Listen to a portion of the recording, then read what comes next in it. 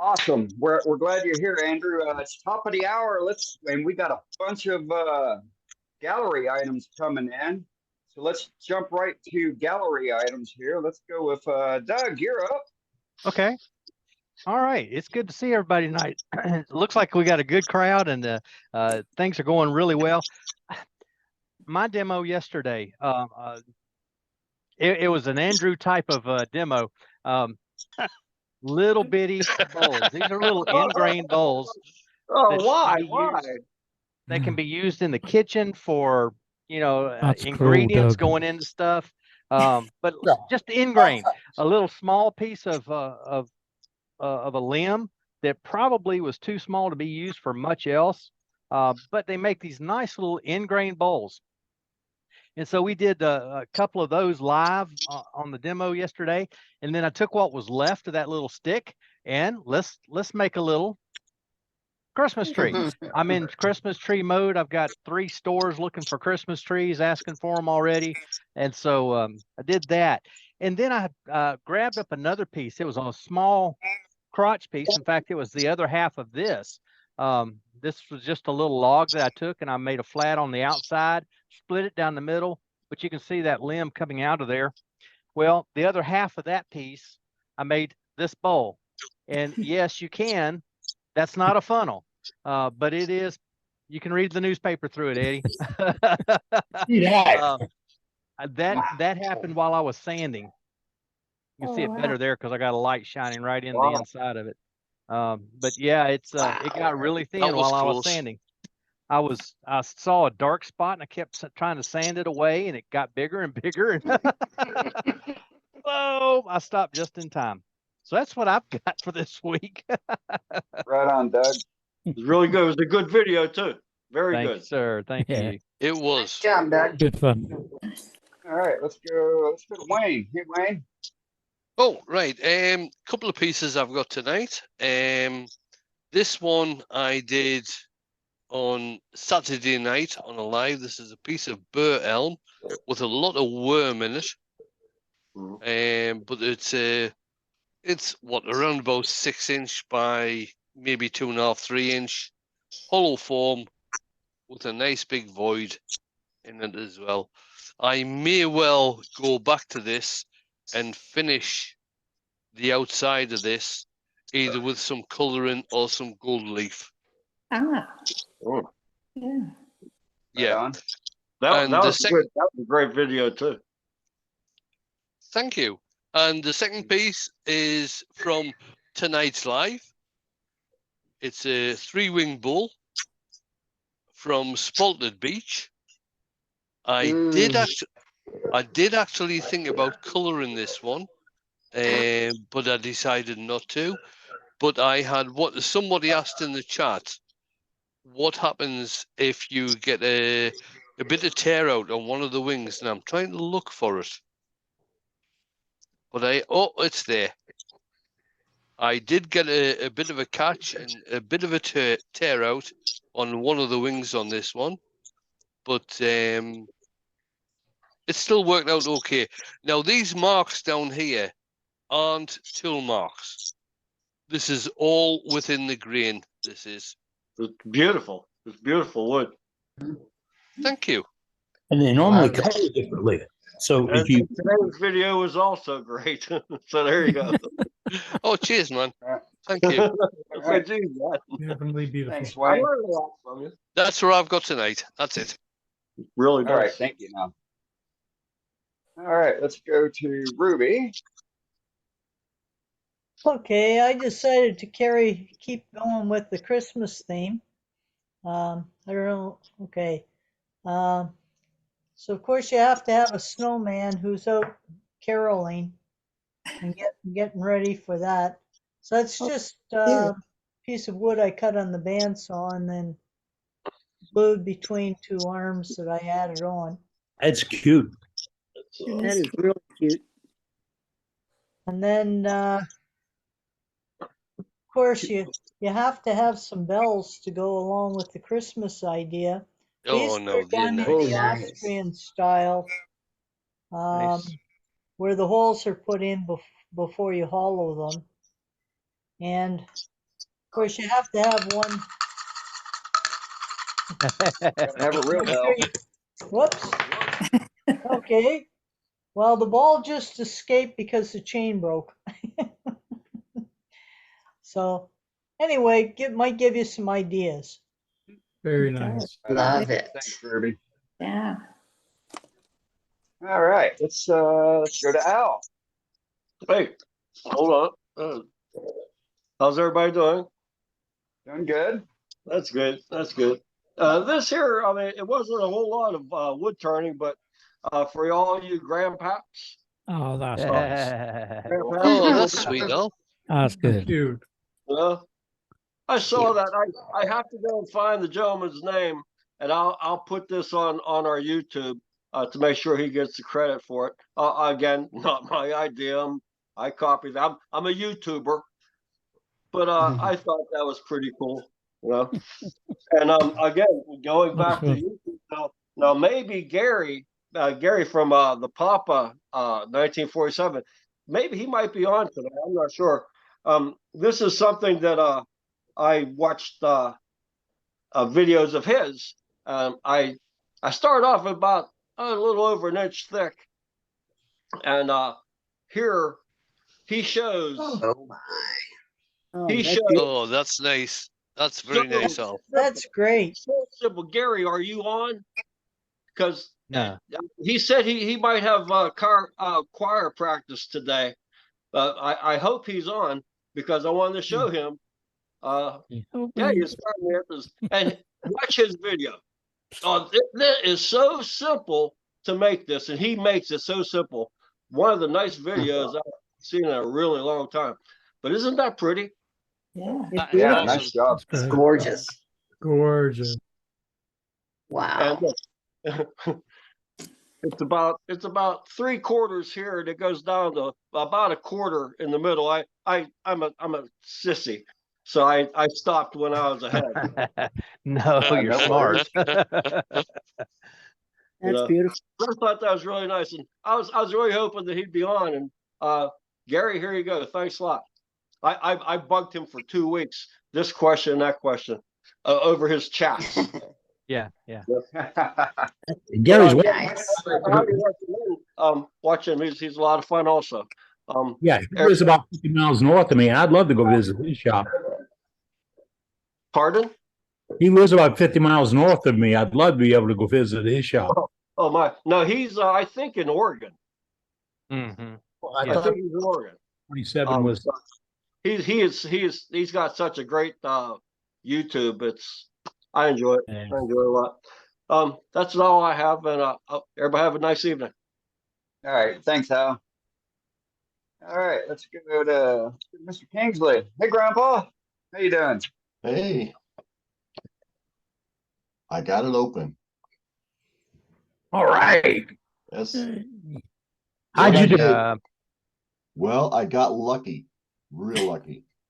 I was cutting it off, and I suddenly started getting the PVC chips out. And I said, I wonder. And I took it off and gave it a good wrench, and it popped free. Good And the deal. only thing I had to do was trim. I had to trim this first thread where the cutoff tool had hit it, because it deformed it. But I got it engraved, Nice. and I didn't do anything fancy. She wasn't a fancy cat. She was just a great cat. But it's Good crab deal. apple, and Yeah. it came out. Well, those I that, got it. Very We're not- nice, Dave. those that were with us last week, David made that, and he put it together, and he was trying to show us, and he couldn't open it. He had some glue, as he said, a little glue get out Yeah. what it's supposed to. Yeah. I think next time, One of my buddies, Dave, he said all he said was, "Have you ever heard of talcum powder? If you do threaded pieces, no matter what the material is," he said he had found out it's always best to have a little bit of talcum powder on your hands when you put it together, because a little trace of talc will go in first and fix all those little defects in the threads. And because the tiniest burrs, two equally displaced burrs will be, it's like throwing a whole cog in the gear. That's a good tip. Well, hopefully this won't be opened once we get her in there and get it cranked down tight. But it was fun. Learned a lot. Yeah, it's beautiful. And Nice recovery. I did get some feedback on the beach bowls I sent up to my campus.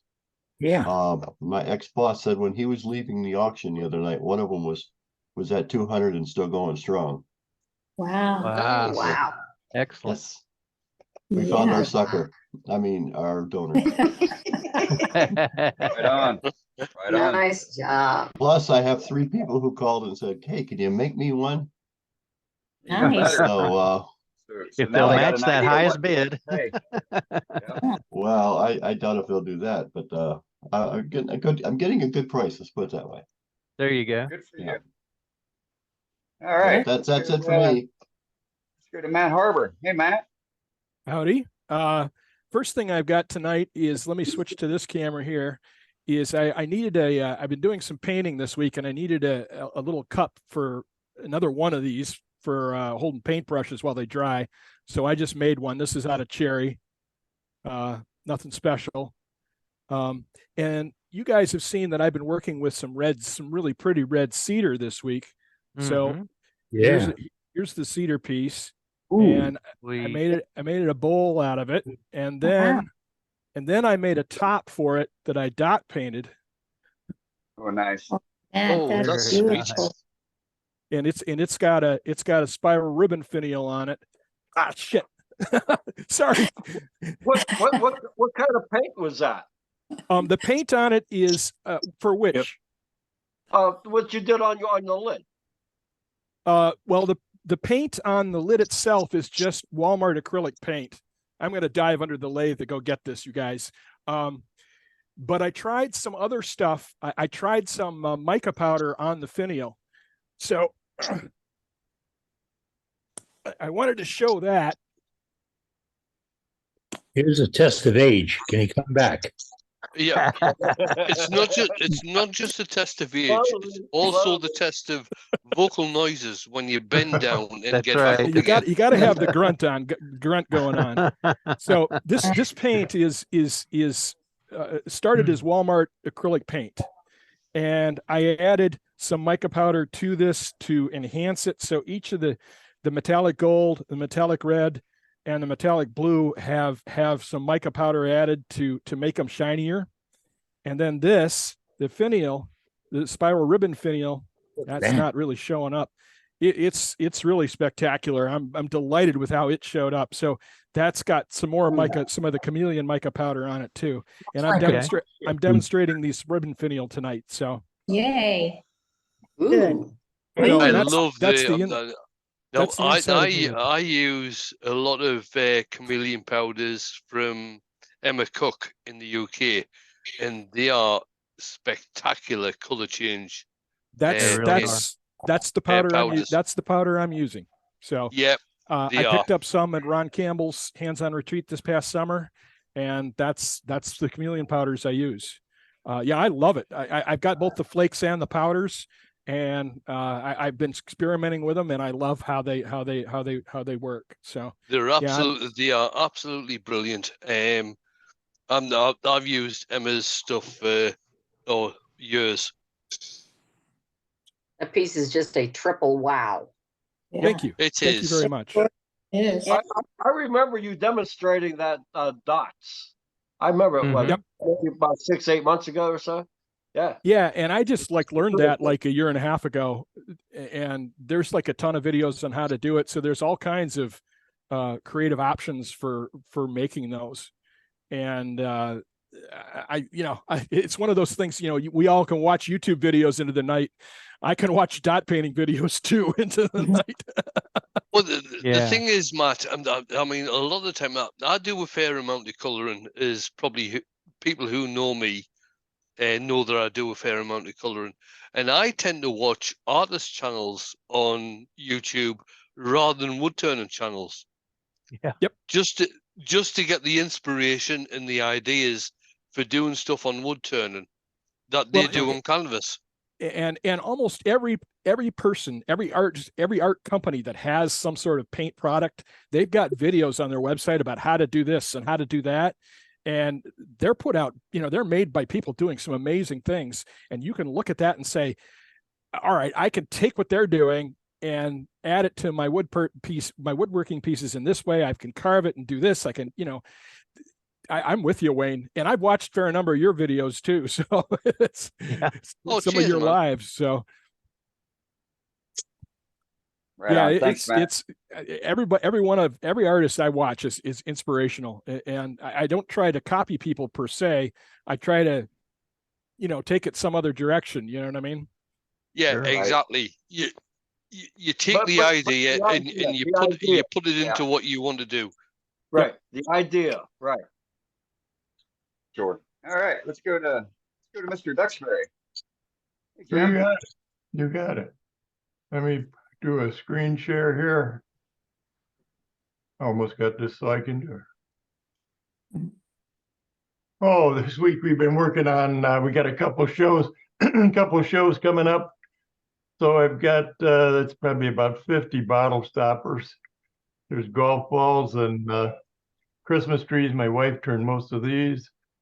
And the ones in the box, in the basket here, have the chrome ends on them. So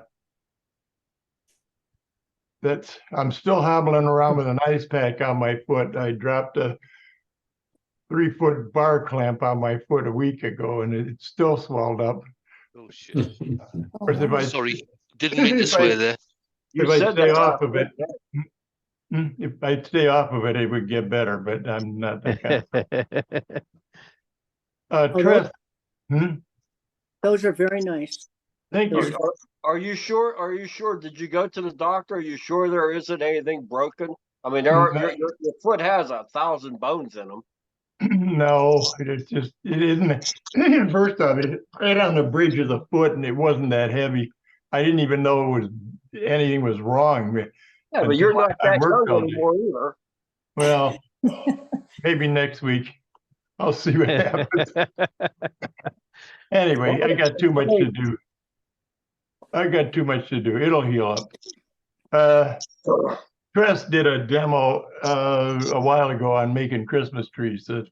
This is 3 axis in the center, and he did one like this, and I thought that was pretty neat. And I did the opposite, where this one you turn pretty rough, make the cuts in it, and then paint it, and then clean it off, do a final cut on it. This one you do the final cut, and you paint it, and then you put the cuts in it. So the cuts are mostly done by eye because you can't put lines on this. That's the finished surface. But I thought it would be interesting, but I really don't like it that much. That's the back side of it. And that's the other side of it. They're kind of neat. I'm going to do more of these. I think the spacing should be closer together. He uses a 1/2-inch spacing, but which is okay, but I'd like a few more slots in it. Can I just say, Jim, with the bottle stoppers you're doing, I really like to see that you're using cork to do the bottle stoppers. That's going to back to the original way that people used to do bottle stoppers. Yeah. Well, some love them, some won't have them. So we do what the public likes. These on the outside here are all cork, and I don't know how many hundred of these we do a year, but we do a lot of bottle stoppers. This is that's the Ukrainian colors. Some of these are cutoffs. I should pull them out. Some of these are cutoffs from pieces of laminated things we've done, and you cut the end off, and you make a bottle stopper out of it. If it's 2 inches long, if it's only a 1/2 inch long, you make bangles out of it. Put it on the duck shuck and turn couple offsets in it, and when it goes out of here, it's in shavings. Hey, Jim, Yeah. can I ask you, going back to your bottle stopper with the cork, do you just have the cork glued on the bottom of your piece? No, Or there's is there something that you have sticking out a little bit, or? there's a 3/8 dowel in here, in each one of Okay. these. Uh-huh. In fact, there's a 3/8 dowel in the blank, and then you grab the dowel and turn the piece from that. And you buy a regular cork from a store, Yeah, and well, that'll keep it from crushing.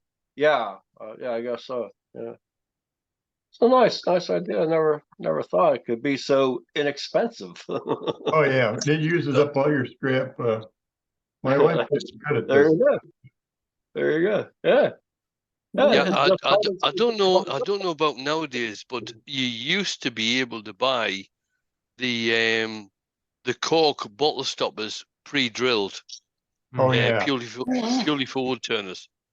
definitely buy them pre-drilled and shaped. I don't know, I think Packard Woodworks had these, but What were these? Were these pre-drilled or you drilled them? no, these are pre-drilled. No,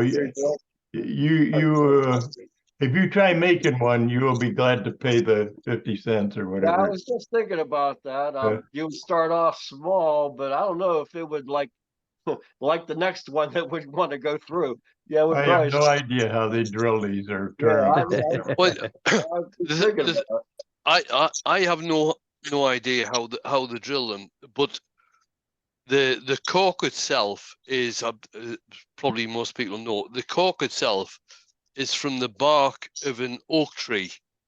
Yep. And it Portugal, is yeah. the bark is stripped off and made into pieces of pork, into pieces of cork, and which is very soft, as everybody knows. It's very soft, so it's very difficult to drill. It also doesn't hurt the tree. I guess they do it year after year. They peel this stuff off. Yeah, they for years. do. It predominantly comes from cork oak. It predominantly comes from Spain, I think.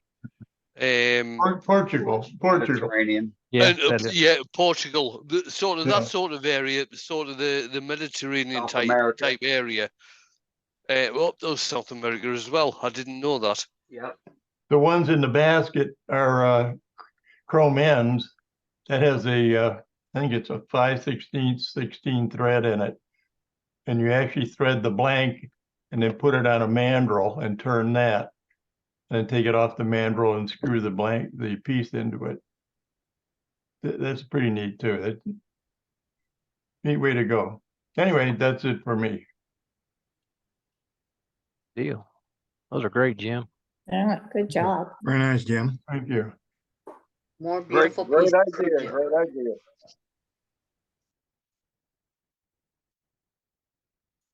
Hey, Sandy. Oh, hi. I didn't know you called my name. I didn't hear it. Oh, I didn't realize I was somebody muted me. Oh. Okay. Oh, hello. Whoever's doing that, stop it. Um, before I left Arizona in the spring, I was fortunate enough, I took a course from Nick Agar, and I admire his work a great deal. I've watched him over the years. Anyway, we made a couple of things. We made a Viking bowl. So it's, as you can see, we did the impressions. We use all kind of stuff to gouge holes in it.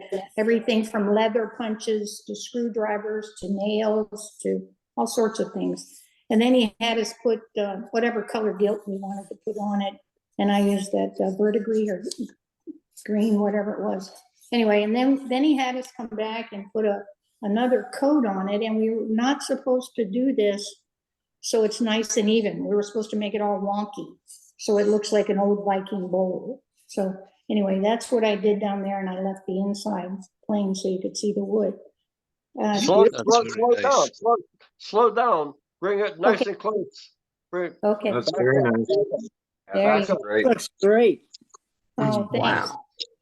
Now, since I got back, I tried his famous, what is that? Oh, The the Viking sunburst. sunset bowl. Sunburst. Yeah. So Yeah. I just wanted to see if I could do it. So this was a test of the sturdy, because this takes a long time. I'm here to tell you, this is like over a week for me, and he does it in, well, he can't do it in one day either, because you have to put this stuff on, then you have to let it dry for 24 hours, and you have to come back, put another coat, another 24 hours. So it's almost like watching glue dry. So this was the test piece, and it didn't come out too bad. Yeah, it came out. That came is out- came out gorgeous. Better Turned than out bad. beautifully. Looks great. Yeah, so it's kind of fun. Now this was very small. This one's only probably 7 inches or something like that. So I'm in the process of doing a different one, and with different colors. I'm not going to do these colors again. And I have it on the lathe now, and I've been hammering on it now for a day and a half. And my poor hand is so sore. Well, it looks pretty. Oh, thanks. But anyway, it is a process. So, He's a so very you, clever you man. hammer first before, or I mean, after totally finished with how thin it is? Or Yeah. before you Well, get you all do the way the, to- right. Well, we work with a faceplate here, and then you do the outside. So you shape the outside, and then you do all your texturing, whatever it is you're gonna do, whatever. Okay, you that's the do. hammering. That's the hammering Yeah. then. The hammer, the burner, the leather punches, nail, all kinds of stuff. Sorby elf spiraling and texturing tools. Yes, Sorby, and then the Elf tool, and then I even have the Wagner one, so I was doing all kinds of crazy stuff with this one. And then you spray it, use your airbrush, and you do black. You do the whole thing black after it's been textured. And then you have to come back with the gilt, and it's not a gilt cream paste that he uses. He actually uses a gilt cream, so it's softer. So you just, and you very lightly, with one finger, put the stuff on, and then you'll have to let it dry for the 24 hours, and then you come back and put the other coat. And he sells a couple of sealers that you use. One is a clear coat that you put over the black, and then when you get the silver on there, then you put this WRU20 or something that gives it a finish. So, and all that goes through the airbrush. So it's kind of a good practice on the airbrush too. And then, Wow. and then you can hold it by this small tenon back here and hollow the inside and put your paint and whatever else you're gonna do. He has the beginners like myself do this medallion. We do that separately, drill a hole and then insert it. He doesn't do that, obviously, because he's the pro and I'm not. He actually makes it out of the bottom of his bowl. So I watched him do it. He's really good. He's really It's good. all a Oh, single. yeah, It's all he a is. single piece. Yeah, his is, not mine. This If I is- might make a suggestion, when you start wandering down some other colors, I Yeah. made a few of these, and then I Oh, did wanted you? to do, and then I wanted to do one that had like a mauve, purple, orange, pink sunset sort of look to it, like we get sometimes here. Oh, wow. And I yeah. couldn't get the colors right. So what I ended up having to doing was spraying the entire inside of the bottom white, and then I could get the colors right. Mm. That's a good idea though, because the So- wood specs your colors match. Yeah, the That's a wood, the good wood idea. adds color. So if you get to that point where your colors aren't coming out the way you want them, that's an option. So Oh, I yeah. sanded everything off and sprayed the bottom white, and then it worked. Oh, wow, good. Well, and I even actually bought a different airbrush because, as you age, your hands with arthritis, at least mine anyway. So I bought one of those with the trigger, and I was able to do much better with that than the push down, thing like that. My Yeah. poor finger Yeah. was so sore. So, but I got that one, that Grex one that has the trigger, and I'm real happy with that one. So I was thinking, Matt, too, you could do like blue, green, yellow, go down in that, but I like that purple mauve. I might steal your idea. Yeah, that's perfectly we fine. I really love those sunsets. It was a sort of, I get sometimes, Yeah. and it doesn't happen every time, but I get these like pastels, and it's just really Wow. cool. They're like sort of pale pink and orange and pale orange into purple. And it's something I wanted to recreate because I really like that. And I was struggling with it because I just, always coming out too dark. And I was like, all right, Yeah. I gotta start with white. Yeah. Good idea. They asked who the artist was. It's Nick Agar out of the UK. He's actually he opened a school, if I have my information correct, in Georgia. He and his son, I think. And I Oh know yeah, his- he did. He moved across to the States from the UK. Yeah. Yeah. Probably 3 or 4 years ago, and Yeah. probably longer than that. Tell you the truth, it was Yeah. probably 5, 6 years ago he moved wow. across. Yeah, so it's fortunate for us that live here. They can't go to the UK to take a class, so it's kind of nice.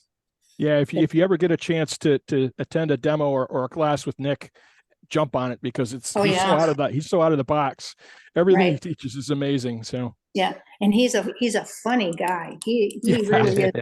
He's got an amazing sense of humor. He keeps you laughing all the time. So yeah, he was good. We did an all-day demo with him first, and then for those who wanted, you could sign up to take a class at the Arizona School of Woodworking. So I was lucky I did that. So, but I'm having a good time. But boy, sure hurt your hands, guys. For us wussy people, you know. But anyway, it's fun. Keep it up, Sandy. Okay, thank you. Beautiful. All right, let's go Nice to one. Jim T. We got you, Jim. Hi, I've got a couple of things. I made this about 5 months ago with the mortar and pestle.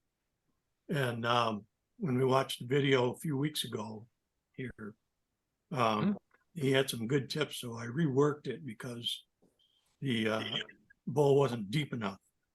I use it to grind up shellac flakes, and it works pretty good. Nice. And then Nice. the Yeah. reason I did that was to take care of this. Wow. The bowl I Ooh, made. that's nice. This is out of black locust, but this Wow. piece here is mainly sapwood.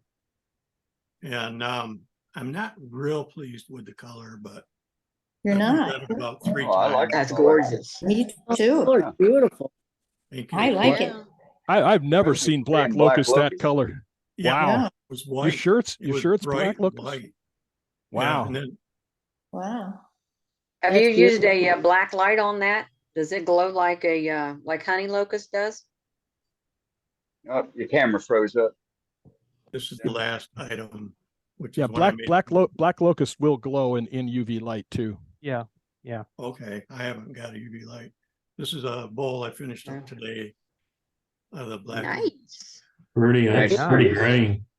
Yeah. Yeah. The only thing is this stuff is tough to work. It's hard. Yeah. Hmm. That's all I got.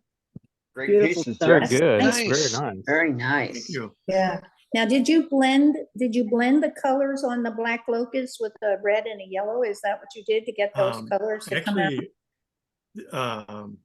I asked my wife, I showed it to her when it was white. And I had like 4 different sets of shellac flakes.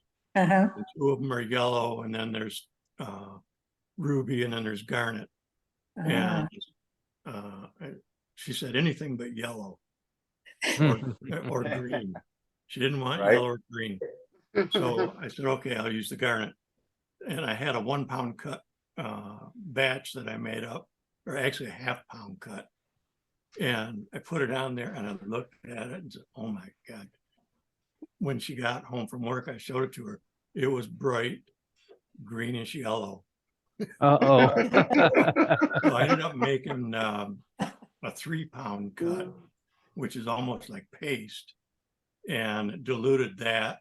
So I sanded this down three or four times. And so it's a combination from a ½ pound up to 3 pound, and then down a little bit from there.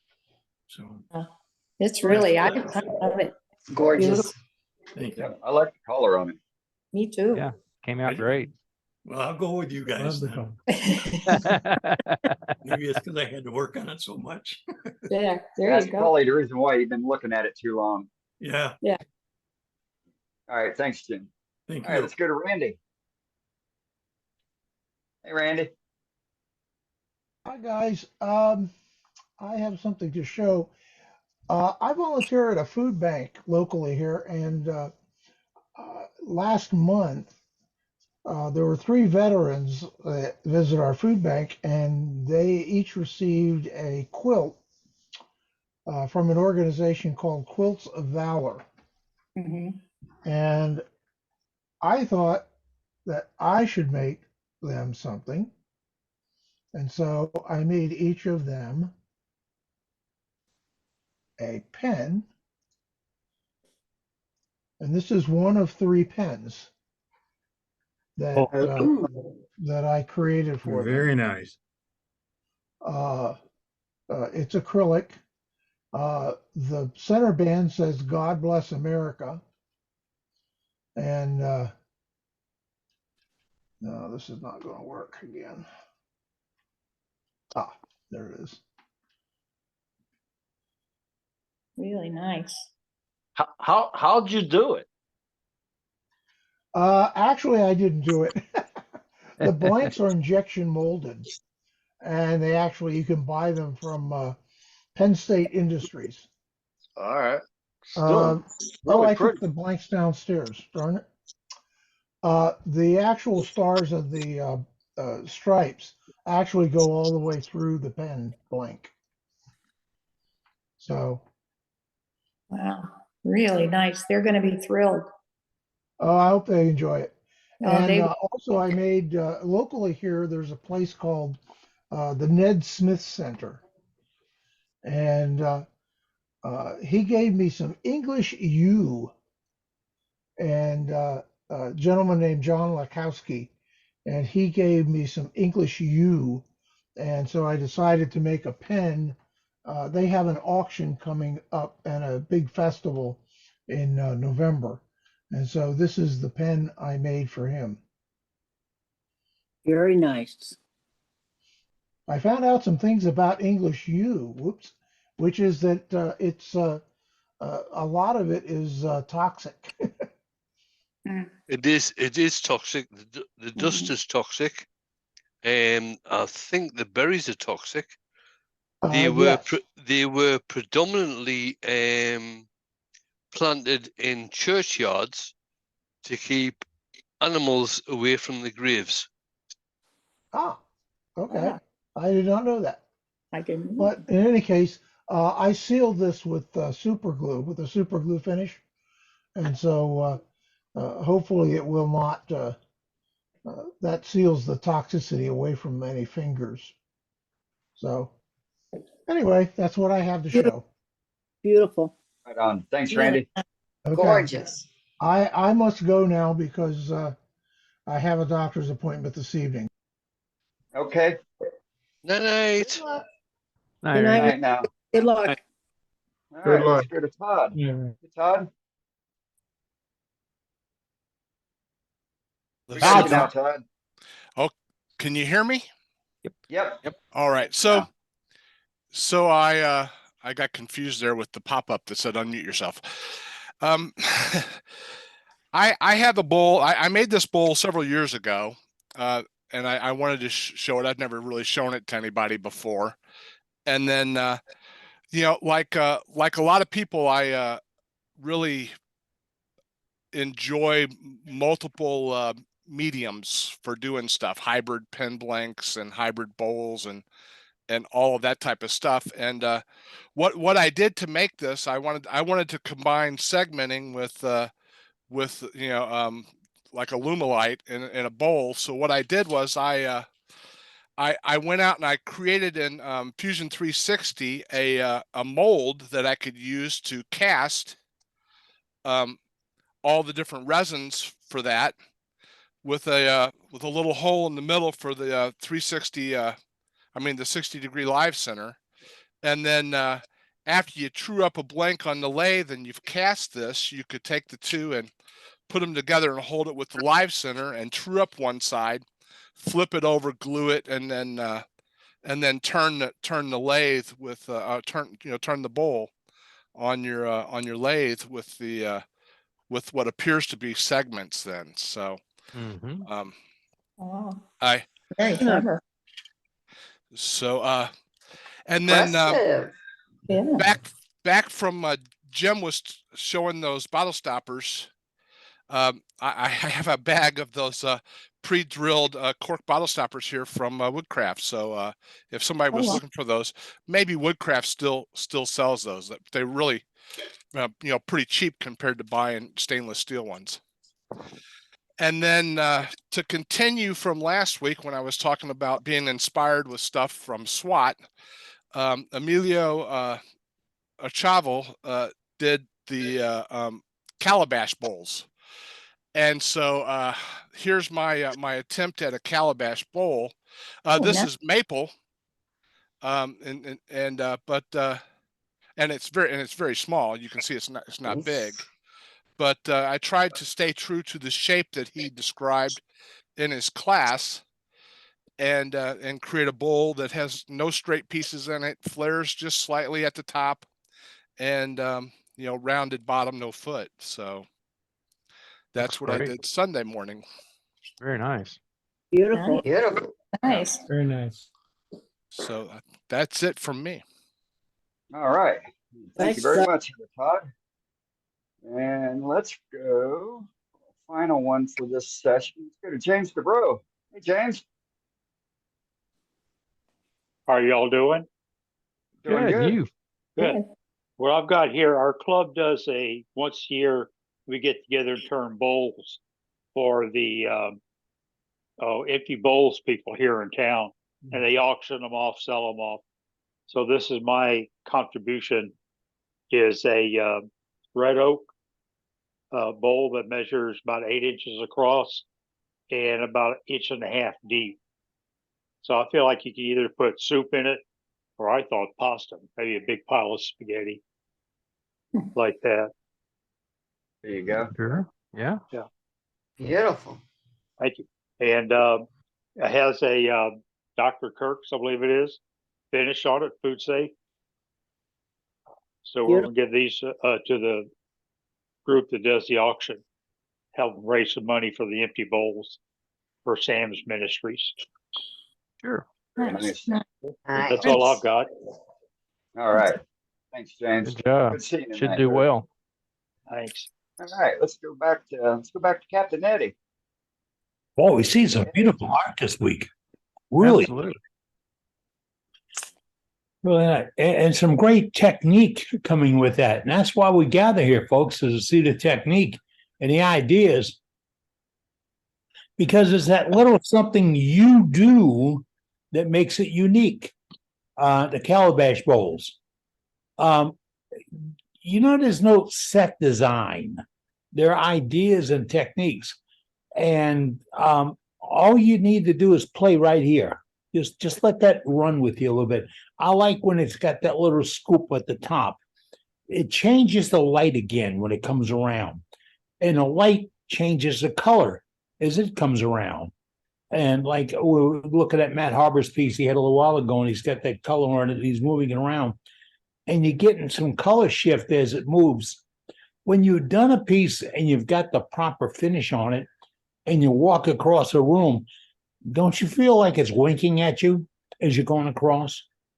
It catches. The color shifts.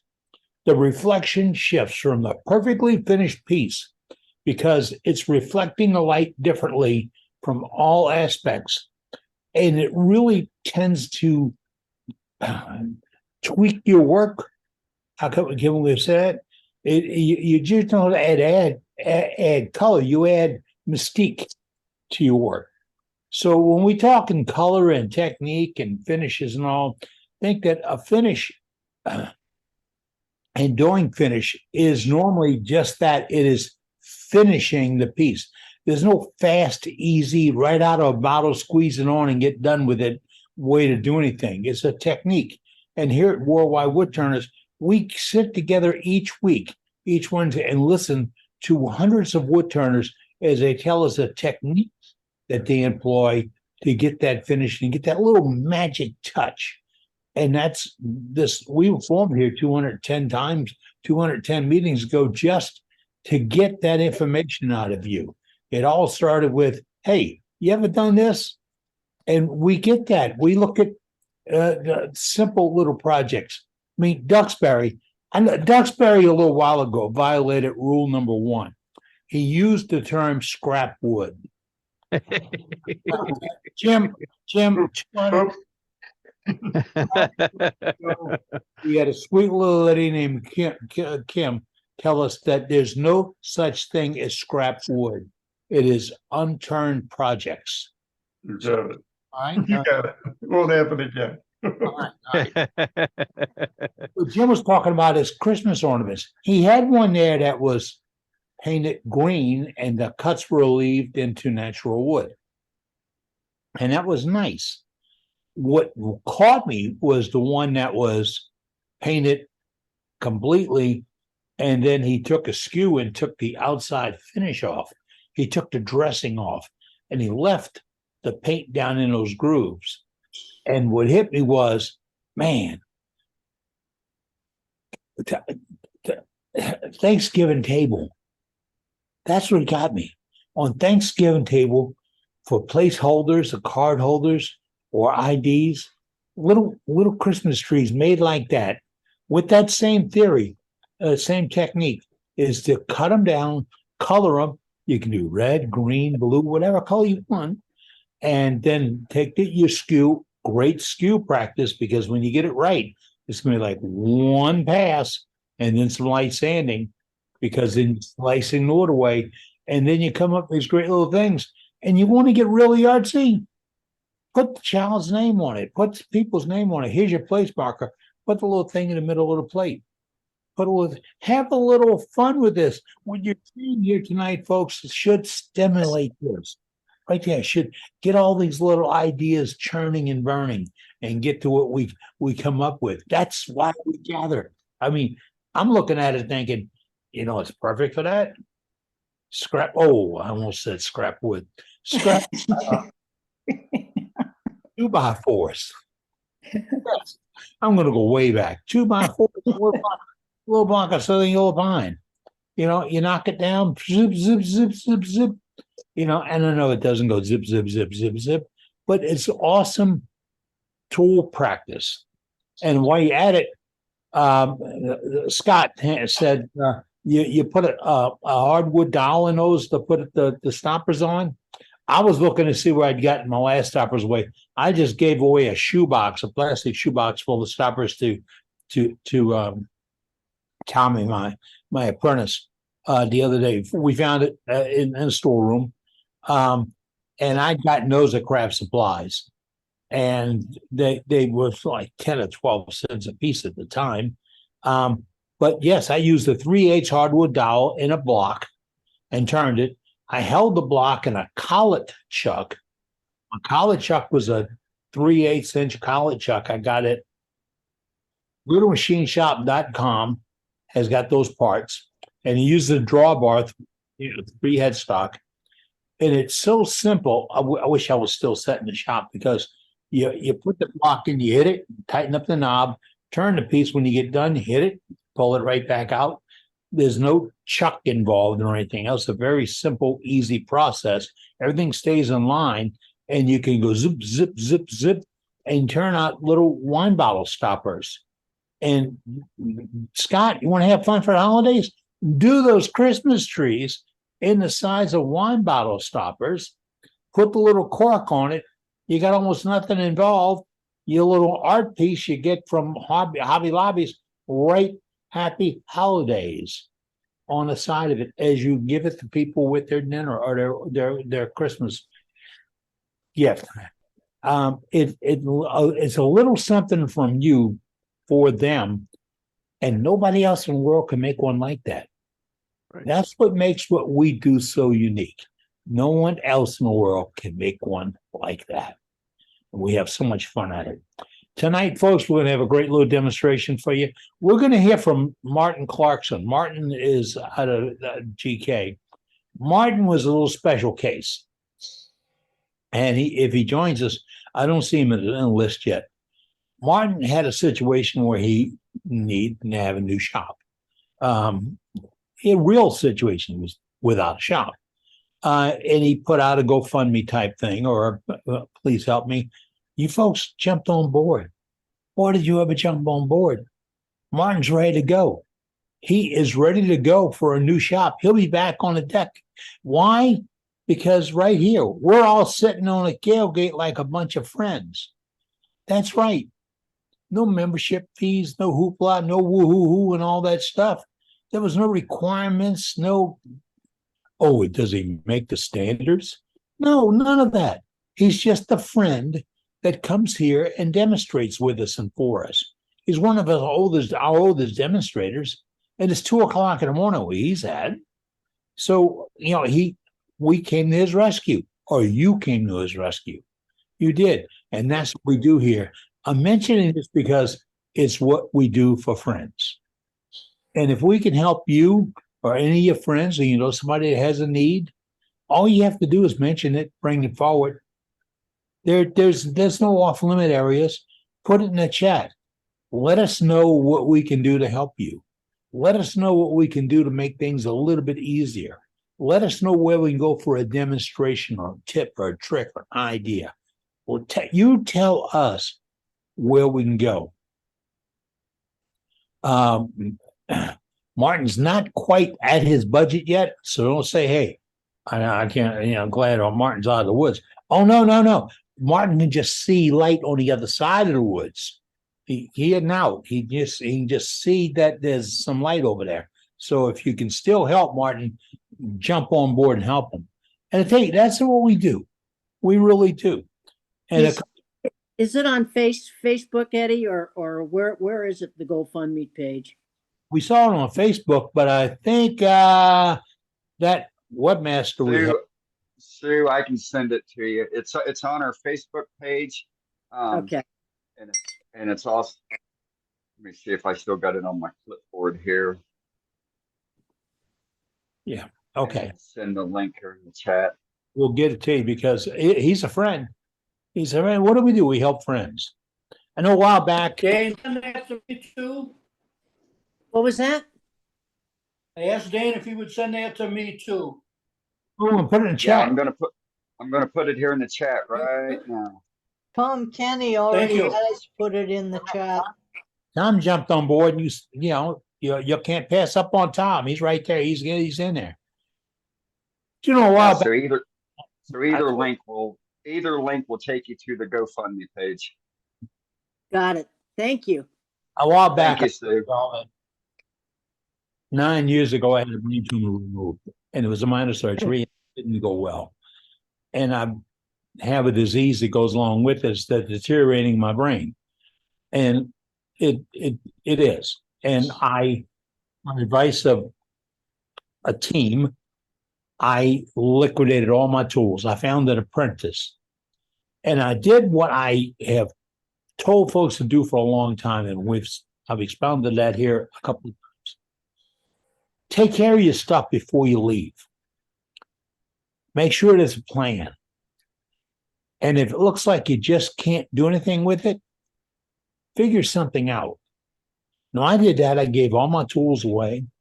The boss and I are out there reworking what used to be my patio, outside my shop. That was the outside workspace. We're making it kind of like into a patio now. We're going through things, still finding things. It's amazing what you collect. And now I'm still finding things. I want to call Tommy back and say, hey, can you do this? Can you do that? Things like this. For you fellas that are getting into the age to where things don't work as smoothly as they should, consider this. When you check in at the pearly gates, or the gates of hell, there's no thing there where you can say, hey, can you check my account and see if those tools came along with me? It doesn't go that way. It really doesn't. So what you can say is, hey, did they get all this stuff I gave them? That's what you can ask. And that's where you get checked. So not to get grim, but think about that before it gets late and you can't take care of it. It's never mattered what you have in your pocket. What's matters what you have in your heart. That's all. And that's why we gather here each week. So if we can help you in any way whatsoever, throw it in the chat, let us know. That information about Martin is in the chat. And if you can help him out, let him know. See what you can do for him.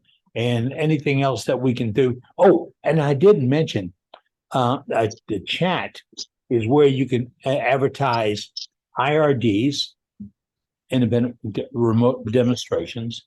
If you got one coming up, one coming up, you got one to see. If you got club meetings and your club is sharp enough and good enough like our club to put everything on Zoom and make it available through their website, put it on there. Put it in our website. Put it on our chat. Tell me. If I want to go see Alamo Woodturners, and I saw that on a little blurb today, Alamo Woodturners puts their meetings available to everybody by Zoom on the internet, and I got to go look that up to make sure I'm correct on this. But if I want to make one of their meetings, like I go look and see what Wayne does. I see what Doug Miller does. I check on Scott and all these other folks, because it's entertaining. It's sneaking around looking in other people's shops. It really is, and it's what you need sometimes to get a little thought. So if you've got something like that, put in the chat, throw it over there, let us all know about it, and it all stays there. And our chat goes to our website, the world's greatest website on wood turning, bar none. That's where it's at. Why? Because we've got a fantastic webmaster who's a volunteer, puts all this together for free. That's right. This whole deal, free. And if you can help in any way, and we do have stickers available for the club.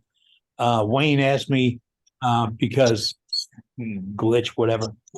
Stickers are 10 stickers in an envelope mailed to you for a total cost of $5. But if you're outside of the continental US, I need another $1 for postage. So it's $6. And we'll send you 10 of these stickers. They're 3x3 or something like that. And we'll send these to you. Well, it's not my mission, it's Dane's mission, is to put one of these on every demonstration lathe in the entire world. We should get every single one. And we're out to check them all too. That's why we want the stuff on our web. But if you want to help us out, let me know. We'll help you out and get these stickers. Right.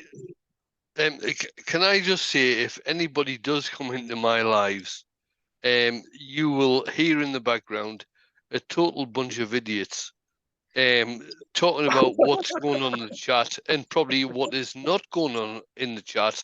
Well, And me, thanks a lot, Wayne. yeah, and me not talking very much, but doing a bit of turning.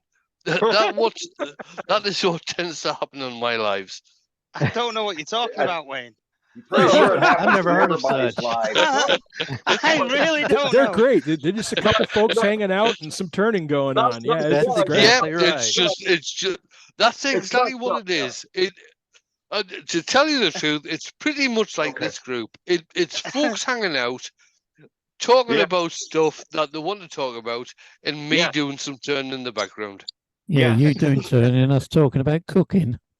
Yeah. Yeah, and I do talk about cooking as well, because I'm a very good cook as well. We can't think Champion, man. We can't forget about drilling. Can't forget about drilling. All right, Oh my life! Oh, we're at the top. the We're drill, at the top of the hour. legend, We're the direct- drilly We're at the legend top of the goes hour. on. We're at the top of the hour. Back to topic. Of course. Back Okay, on back to topic. Sorry, Eddie. That's all right. No, don't be sorry. We enjoyed it. It happens that way on a tailgate. Y'all know that. Yeah. Hey, some We kind have of a demonstration curriculum. tonight. What's We have a up? curriculum. So I don't know if everybody has noticed, but Safety Sue is back in the house. And I'm not sure if Sue's got a topic for us tonight or not. But Sue, I'm going to come to you. And if you don't have a topic, you can say hi and bye, and we'll go to the demo. Hi and bye, but I actually do a little bit. That's First of funny. all, gosh, I'm gone for 3 weeks and come back to all these wonderful new faces. it is a joy in my heart to see all these new folks on our little tailgate here. Right. I want to talk about, because we're all in a rush to get stuff done and get stuff done for shows or whatever else we're doing. I looked for the USA and for Canada and for Great Britain and for Australia. I'm sorry if I missed your country, about what they have under occupational safety and health. Canada's one, Great Britain's got one, Australia's got one, the USA has one, and it's about delays. I mean, here we got something spinning at us going 3,000 RPMs, for Jim Duxbury, who used super motors to do pens at 5,000 RPM. But we need to look at our lathes, to inspect our lathes, and to make sure that we've got the right equipment and the right safety items on our face, our butt, head, everything. Try not to have your animals try to overtake your computer as well. But the first thing is safety glasses. That's your first line of defense. Mine is a face mask. But before you even plug in that lathe and you haven't looked at your tires lately, check them. If they need to be tightened, tighten them. Don't work in and around your lathe without unplugging it. Then when you think it's safe, plug it in. Make sure that you don't have any jewelry on. And I'm going to mention this before we say anything else, because you see this little ring? No, I'm not going to turn with that on.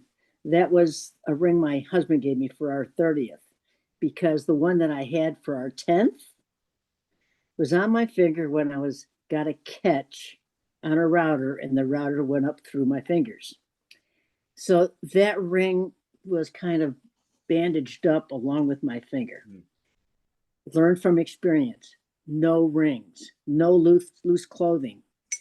If you have to wear gloves, make sure the fingers aren't in them. Make sure you're not wearing flip-flops or anything that would not protect your entire foot. Some people wear shorts.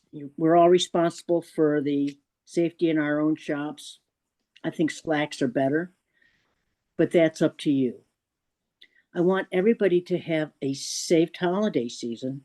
And I know that a lot of this is repertoire for all our seasoned turners, but we all need to be reminded sometime. So guys, welcome to our Zoom meeting. And I'm glad to meet you all. And I loved everything that everybody was showing. But have a safe week this week. I'd like to see you next week. Thanks. Right on. Thank you, Nice Sue. one, Sue. Nice one, Sue. Another thing that I'd like to add on to that is, when you are turning, and even if you got all your safety gear on, stand out of the way of where the piece is going to come off the lathe. Exactly. Thank you. Thank you very much. Thank you, Sue. You're welcome, sweetie. All right. Without further ado, we're going to go to Matt Harbor for our demonstration. So this is Matt's demo. Matt's going to turn and make his piece in accordance to how he wants to turn, how he wants to turn it, and make the piece look. Anyone has any questions or comments about what he's doing, please hold them until the end of the demo, because when you're asking questions to the demonstrator, it kind of changes their line of thought or their direction that they're heading and breaks their concentration on what they're doing. And we don't want to do that while the demonstrator is putting on a nice little demo for us. So without further ado, I am going to mute everybody. And then Matt, just unmute yourself. So here we go. Unmute yourself, Matt. Yeah, it wouldn't switch over real quick. Yep. Okay. So I'm Matt Harbor. Welcome to my shop. Tonight I'm demonstrating the spiral ribbon finials. There's my contact information if anybody has any questions. Dave already has this document. I emailed it to him earlier this afternoon. So let me switch to this and show you some of the things that I've made so far. So this one is on the cover of that document, and it's the first one I tried. And all of my tenons are standardized to 1/4 of an inch. I use my handy dandy 1/4 inch gauge to find that. This is cherry. As a first one, I'm happy with this. I like the way this one turned out. There is some carving.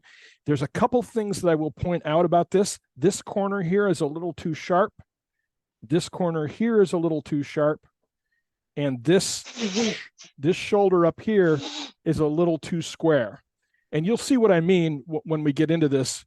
To give you an example of what looks better, this is a different one. This transition is a lot cleaner, and so is this transition here. And this transition here is also smoother. It's not so square. So when you play with this, you will see this happen. And your first ones are going to be a little weird too when you figure it out. So tonight, the wood I'm going to use is box elder, mainly because I've got a lot of it. I will point out a few things about box elder. Like, I have a lot of this sitting around. So I chunked up some branches and tried to make one of these out of a branch. And I don't know if you all can see this, but the pith, when I tried to make the finial too small, the pith damaged my finial. So don't do that. So, and it happened a couple times. So, these are recoverable, but it's problematic. So the first thing I do is I cut up my blanks and I put a tenon on them, and they don't have to be very big. And then I chuck it up, which is what I've done with this piece.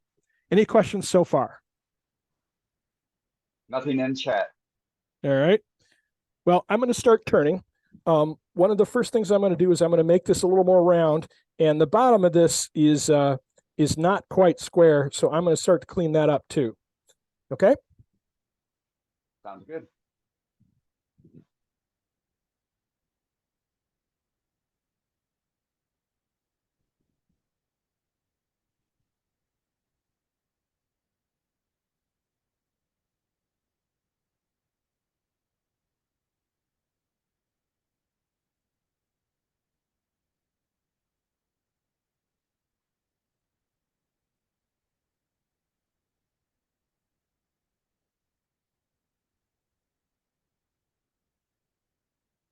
Now I don't want to go all the way down because I'm going to have to drill this and it's going to get thin.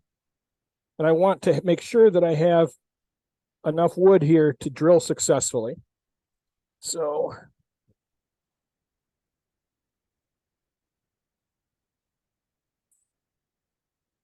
all I've done is make this round. Let me move some things out of the way here.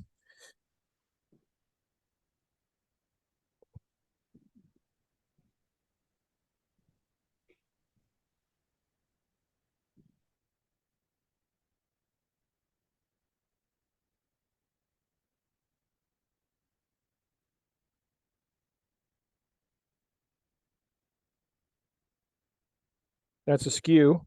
And I'm going to make a little dimple for the drill to start with my skew head. Okay, so the drill I'm going to use on this is a 1/2 inch drill. And I'm going to load it in it's loaded already in my Jacobs chuck because I over prepare. So, and it's marked for 3 inches. Okay. And people have asked me, why not use a Forstner bit? Well, my Forstner bits don't go this deep. They don't go 3 inches deep. So you could get an extension. You could get crazy with it. The cuts are almost the same. This works pretty good.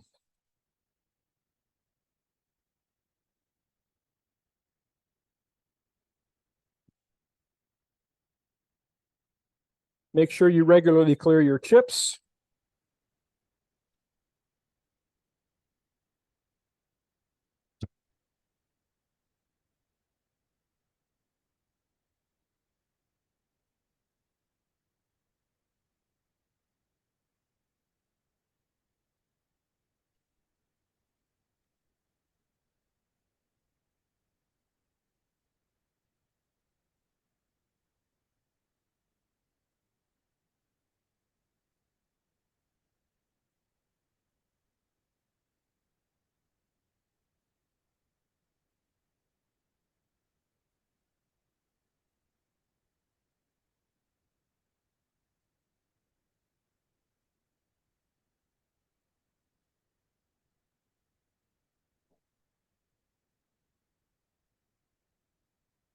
Now,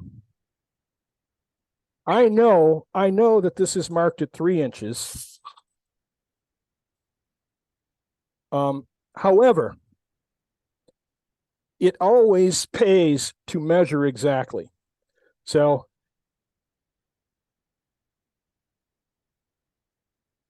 this is something that I discovered very quickly on trying these, is that it might, you might think that the measurement is where it's supposed to be, but it ain't necessarily always so. So I can take a ruler here and say, there's my 3 inches, and look where that shows up. Curious, eh? Can you see the difference? About an 1/8 of an inch. So that's the bottom of my hole as measured with the pen. So the actual bottom of my, you know what, I'm going to put a 60-degree cone in, live center, and hold it with that. And I'm not putting a lot of pressure in here because otherwise, it could crack things. So what that means is that I want the bottom,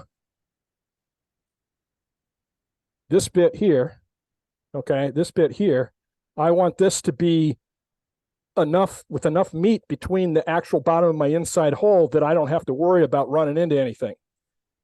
Make sense? Perfectly.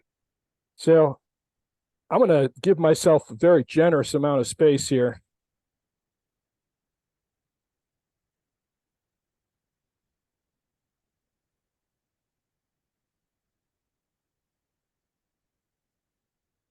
And then I'm just going to make things a lot flatter, a lot rounder, and a lot flatter.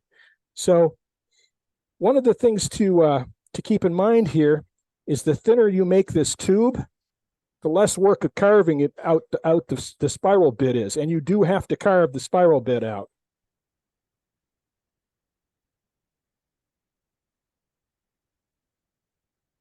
Now, I did this demo for my club last month. Maybe it was a month, or maybe it was 2 months ago.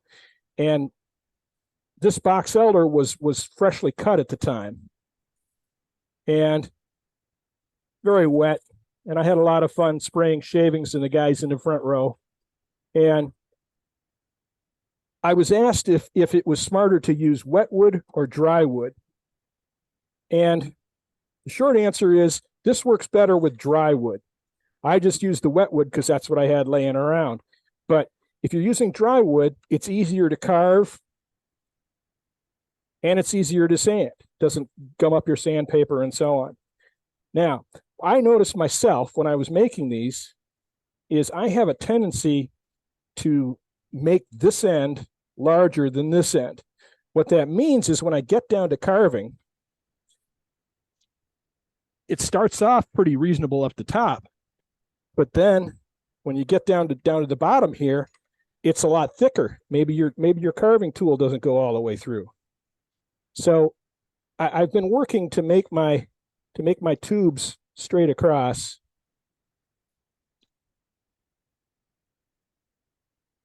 Any questions about anything I'm doing now? These are all shearing cuts, as you can tell from the shavings. And you could do this with a skew too.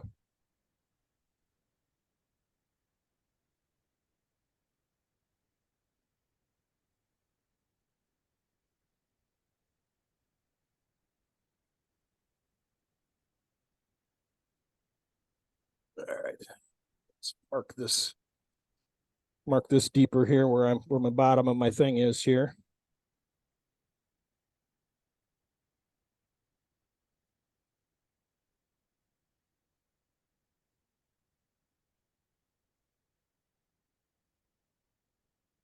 This is a skew I'm using with this here. Any questions? Am I still online? You're still online. You're still there, man. It's very, very quiet. I'd rather have y'all talking to me, frankly. Well, if you want folks to holler stuff at you, then yeah, where's my heckling section? Come on, guys. No, it's looking good, man. Thank you, Bob.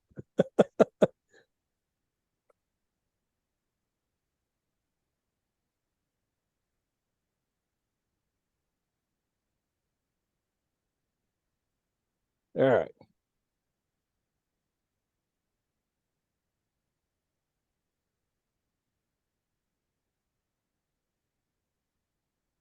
Now, on some levels, these look a lot better if they follow the rules for finials.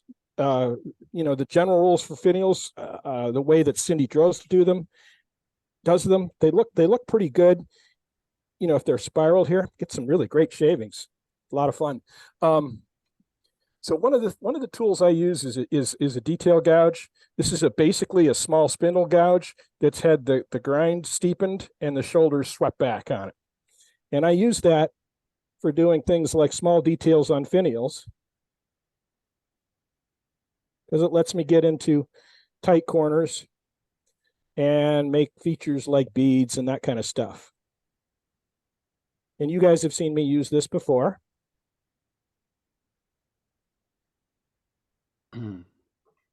So is that sharpened at 30 degrees? It looks like it's about 45 degrees. I honestly don't know what the angle is.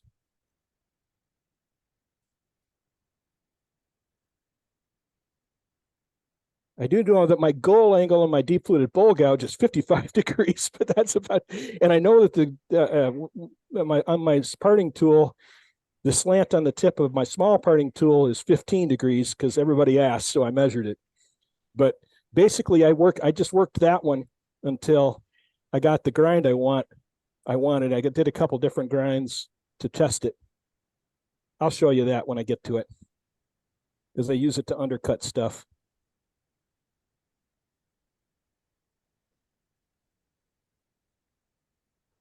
But this lets me very, very, very gently roll around corners and make very interesting details and so on.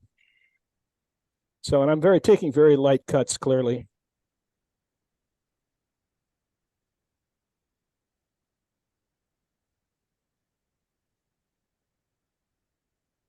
So Matt, what wall thickness are you aiming for?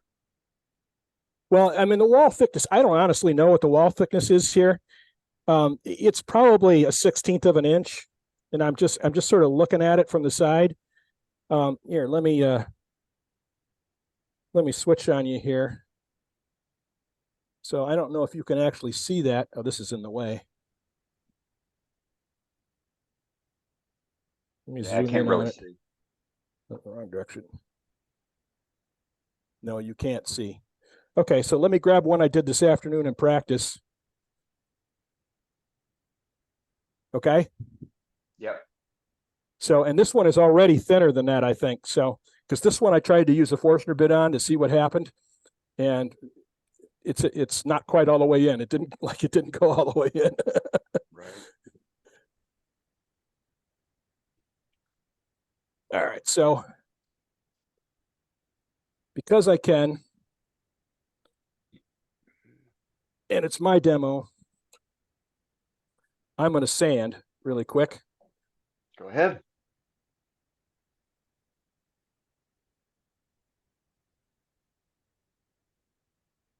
Makes it a lot easier to do it now. Yeah, I may carve this on the lathe tonight too. Before I take it off the lathe, I've never done that. I've always done it by hand in my lap. So, it's just easier, for you guys to see it, and I don't have to change cameras around. So I'm set up to do that. So we're going to try that tonight just to see how that works.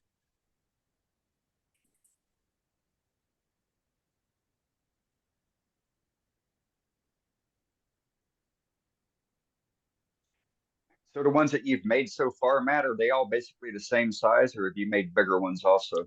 I have been making them all the same size. Let me show you. I just moved them all off here. So they're all, I'm using them all. So they're pretty much all the same size. And I got one here I've dyed. So, and I got one here, then instead of spiral cutting it, I just sort of freehanded it. So there's no reason why you got to use tape and get crazy with it. This is interesting too. So yeah, it looks good. But, yeah, it's and I got my inspiration from one of my own club members who made these and made a video some 10 years ago or something. His name is Phil Stevens, and his video is on YouTube somewhere. And when we get to the carving bit, he did his carving on his scroll saw. I'm going to use Dremel tools because not everybody has a scroll saw or is good at it.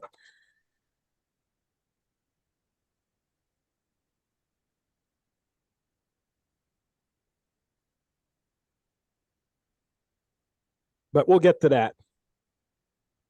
Yeah, sounds good. All right, good enough for government work. So the way that I am now doing these, this is the design that I've been doing. I've been putting a little bead in here, and then a feature like this, and then the bottom of the finial. Now, the bottom of the finial, the base, is undercut because almost always we put these things on rounded tops and so on. So you want to undercut it a little bit because you want it to sit flush. And let me show what I mean by that. So this is the one that I did here, and you can see that it's slightly rounded. Right. So that's why I undercut the finials, okay?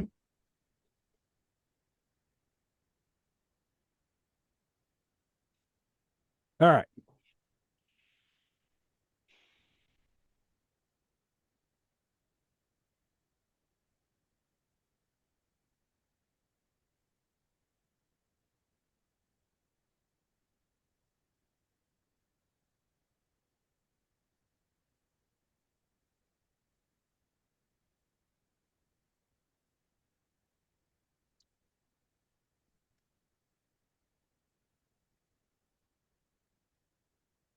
That's nice. I like that.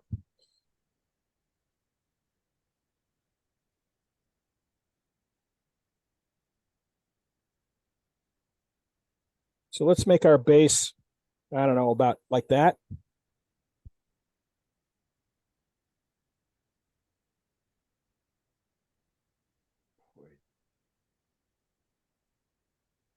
I'm back to my detail gouge to create a little thing under here like that. Again, this is, just as the way I've sort of evolved making them. You don't have to make them this way. There's lots of ways to make these things. Okay. This is my little parting tool here. It has the angle on the top is not straight. It's 15 degrees. And I use this to undercut things. It just lets me get underneath things easier.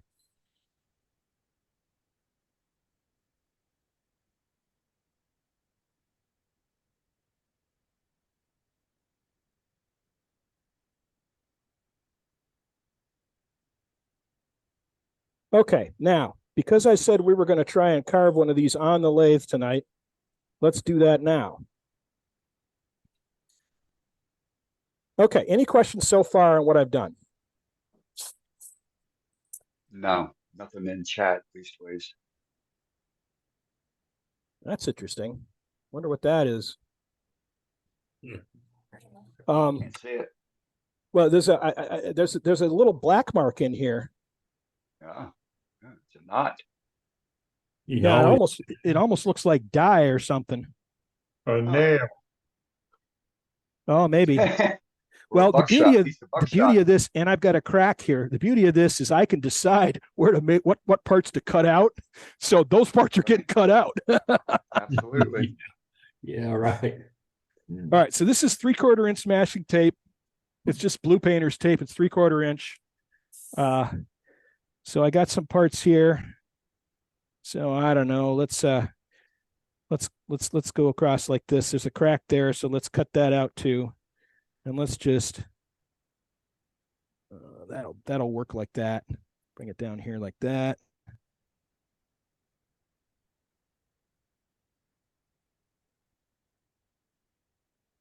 Okay, now one of the things that I have neglected to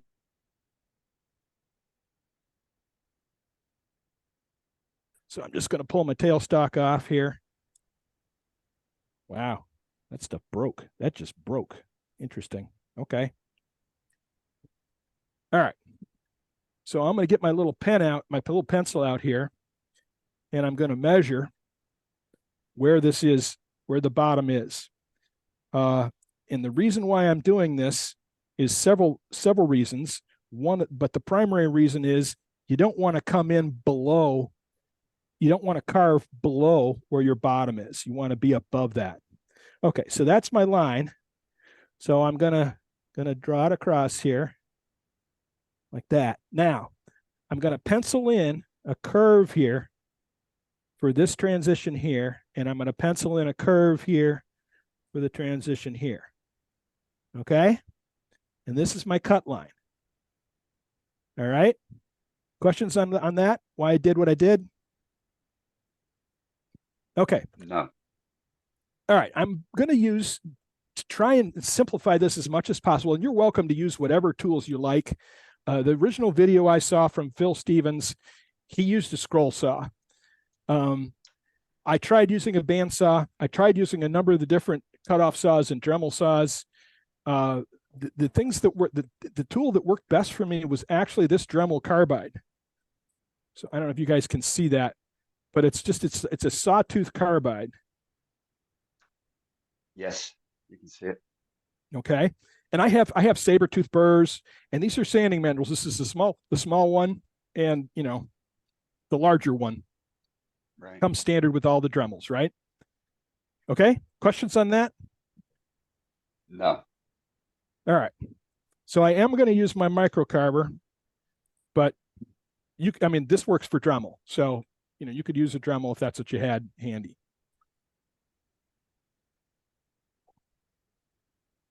Glasses out here so I can see what I'm doing.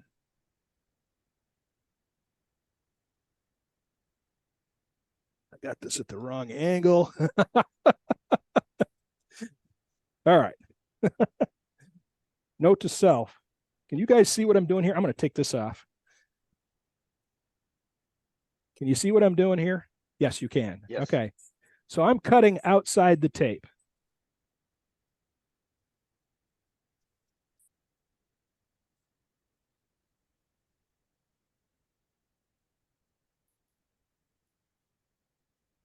This is actually pretty easy to do on the lathe. I can roll it while I'm cutting. And that thickness is about a 1/16 of an inch then? Yeah. You know what, Okay. Dane, because you want to know, I'll measure it for you. Well, it's not necessarily that I want to know. There was a question earlier about the wall thickness. Okay. And so I'm just you know me, I got to get the question covered. I hear you. All right. I'd say it's close to 2 to 3 mil.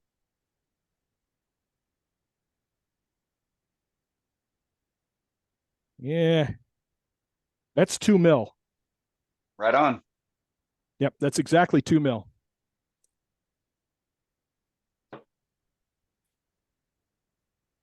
Oh, that's a hole. That's not a die mark. That's a hole. Okay, interesting. Problem inside the wood.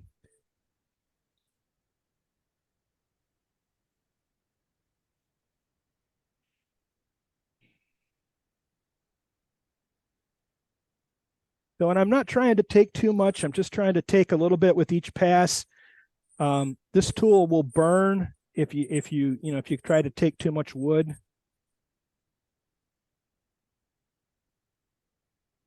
I don't know if I'm blocking this. Can you guys see what I'm doing? Yeah, we can see. All right. But with this bit, this goes very quickly, as you can see. I cut through this pretty quickly with a minimum of fuss. Okay. And it's a little ragged. That's why you've got sanding mandrels.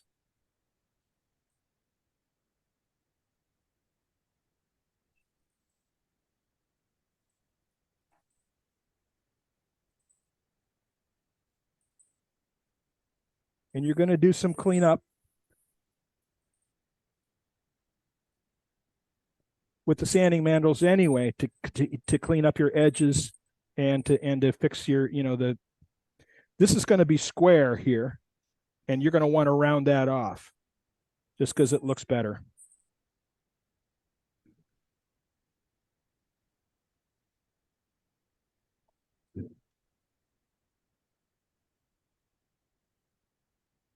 Severe thunderstorm watch has been issued for your location. Who's that? Is that I you, don't know. Dane? No, it wasn't me. Okay, so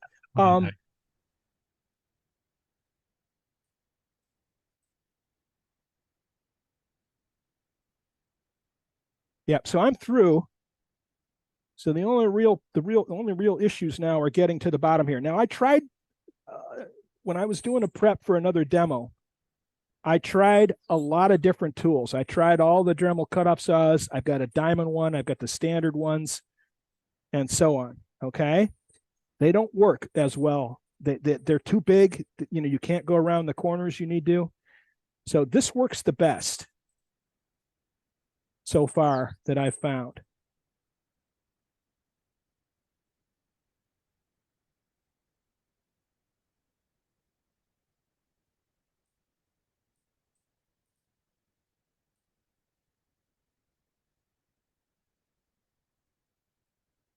So I'm sorry, guys. This is like watching paint dry.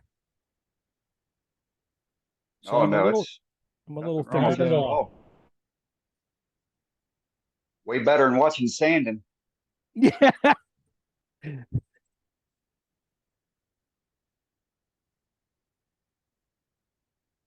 So Matt, we have a question on where do you get your bits from? These are standard Dremel bits. Okay. This is a standard Dremel.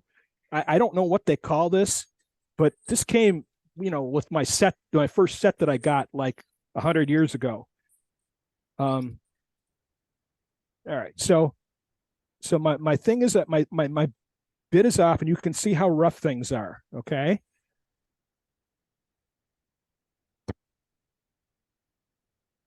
So let me pull the tape off. All right, so I've got a spiral finial and it needs cleaning up, right? So I'm going to switch to sanding mandrel here. I can figure out what it did with them. So let's switch to the big one here. And this is a standard Dremel sanding mandrel. You know, every Dremel comes with these, right? So I'm going to turn my speed down.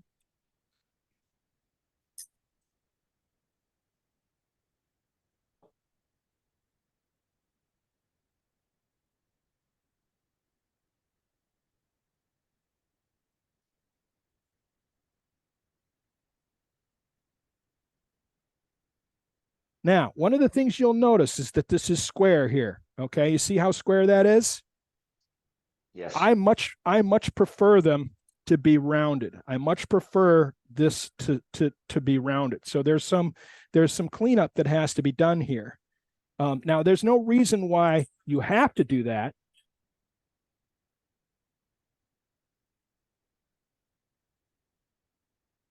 But I you know, for my money, I think it's more appealing to me. Matt, you're saying rounded. Do you mean more of an angle? Yeah. So let me draw it out. Yeah. Okay. So what this edge here is square. Okay. I want this to transition smoothly like this. Okay. Start with a point. Yeah. So, and you can see how flimsy that is. It's moving while I'm drawing this. So when you're carving or cutting these things, be sure to support it what you're doing too. So I'll switch back to the cutter, as long as I make sure not to throw it into the shavings. And I'm going to cut that corner off. Okay. Nope, not like that. Wrong button. Wrong button. So you want to make sure that you support this so it doesn't go awry on you. And then I'll come back with the sander and clean it up. So I'm trying to leave myself a little extra room here. My head isn't in the way, is it? No, you're fine. All right.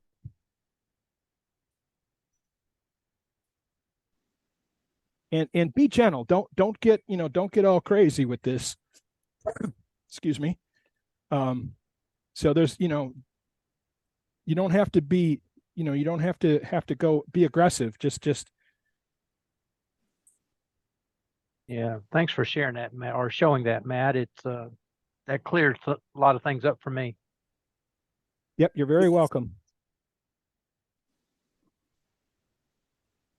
So, and then you gotta smooth it out and get the turner's elbow out of the way. So, and then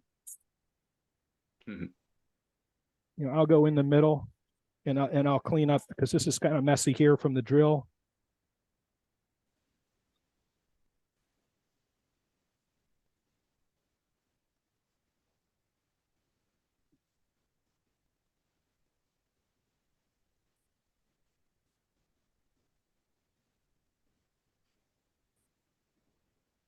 But anyway, that's the general gist of it. This is a great idea. So, and these are wonderful because they'll go on anything. I mean, a vase, box lid. I mean, you saw what I did with it, right? You could even turn Eternal Flames the inside diameter of the spiral and set in the top. Yep. So there's all kinds of stuff you can do with that. Yep. So, but there's a lot of sanding, and especially you get out here on the edge, you got to support it. I mean, you guys can see it's moving around. Right. So, but I mean, you got to clean it up, and. So Matt, there was a question in the chat on how you would approach that using scroll saw to cut it out. Well, I would encourage you to find Bill Stevens' video. He shows how it does it. Basically, what he did is he made a small sled, okay, and he was cutting it off center. So he made a sled. He just basically laid out 1/8" ply or something, but very thin piece of wood, and made two small 45-degree triangles to hold it. And then when he was cutting, he wasn't cutting right in the middle. He was cutting off to the side. So let me show you what I mean by that. Let me because I've got some V grooves I've made for my bandsaw. So let's say you take something like this, okay? This is basically a V groove for cutting round things on the bandsaw with, right? So he wasn't cutting right square in the middle. He was making his cuts out here. So he was actually, if this is the center, he's cutting out here. So his blade is not running into the bottom where he's cutting. You follow what I'm saying? He's not running into the bottom part of the finial. All right, so I'm gonna put this bit all away here and take it off the lathe, so you can see how I do that. Any other questions? Nothing in chat. All right. Is everybody falling asleep? What's the deal? No, we're really impressed. Okay. I've got a big concern, huge concern. When you Okay. take the tape off, does the wood ever scream ouch?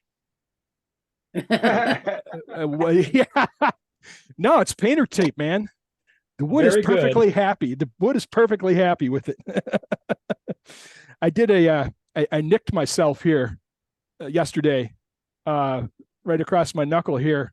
It was something stupid. I was loosening the bit in the Jacobs chuck, and my tool rest was right here, and it slipped, and I hit my knuckle on it, and it was like, I can imagine myself doing that. yeah, it's just you kick yourself. You shouldn't have done it, but you're hurrying or whatever. And So did you say an adjective or an adverb?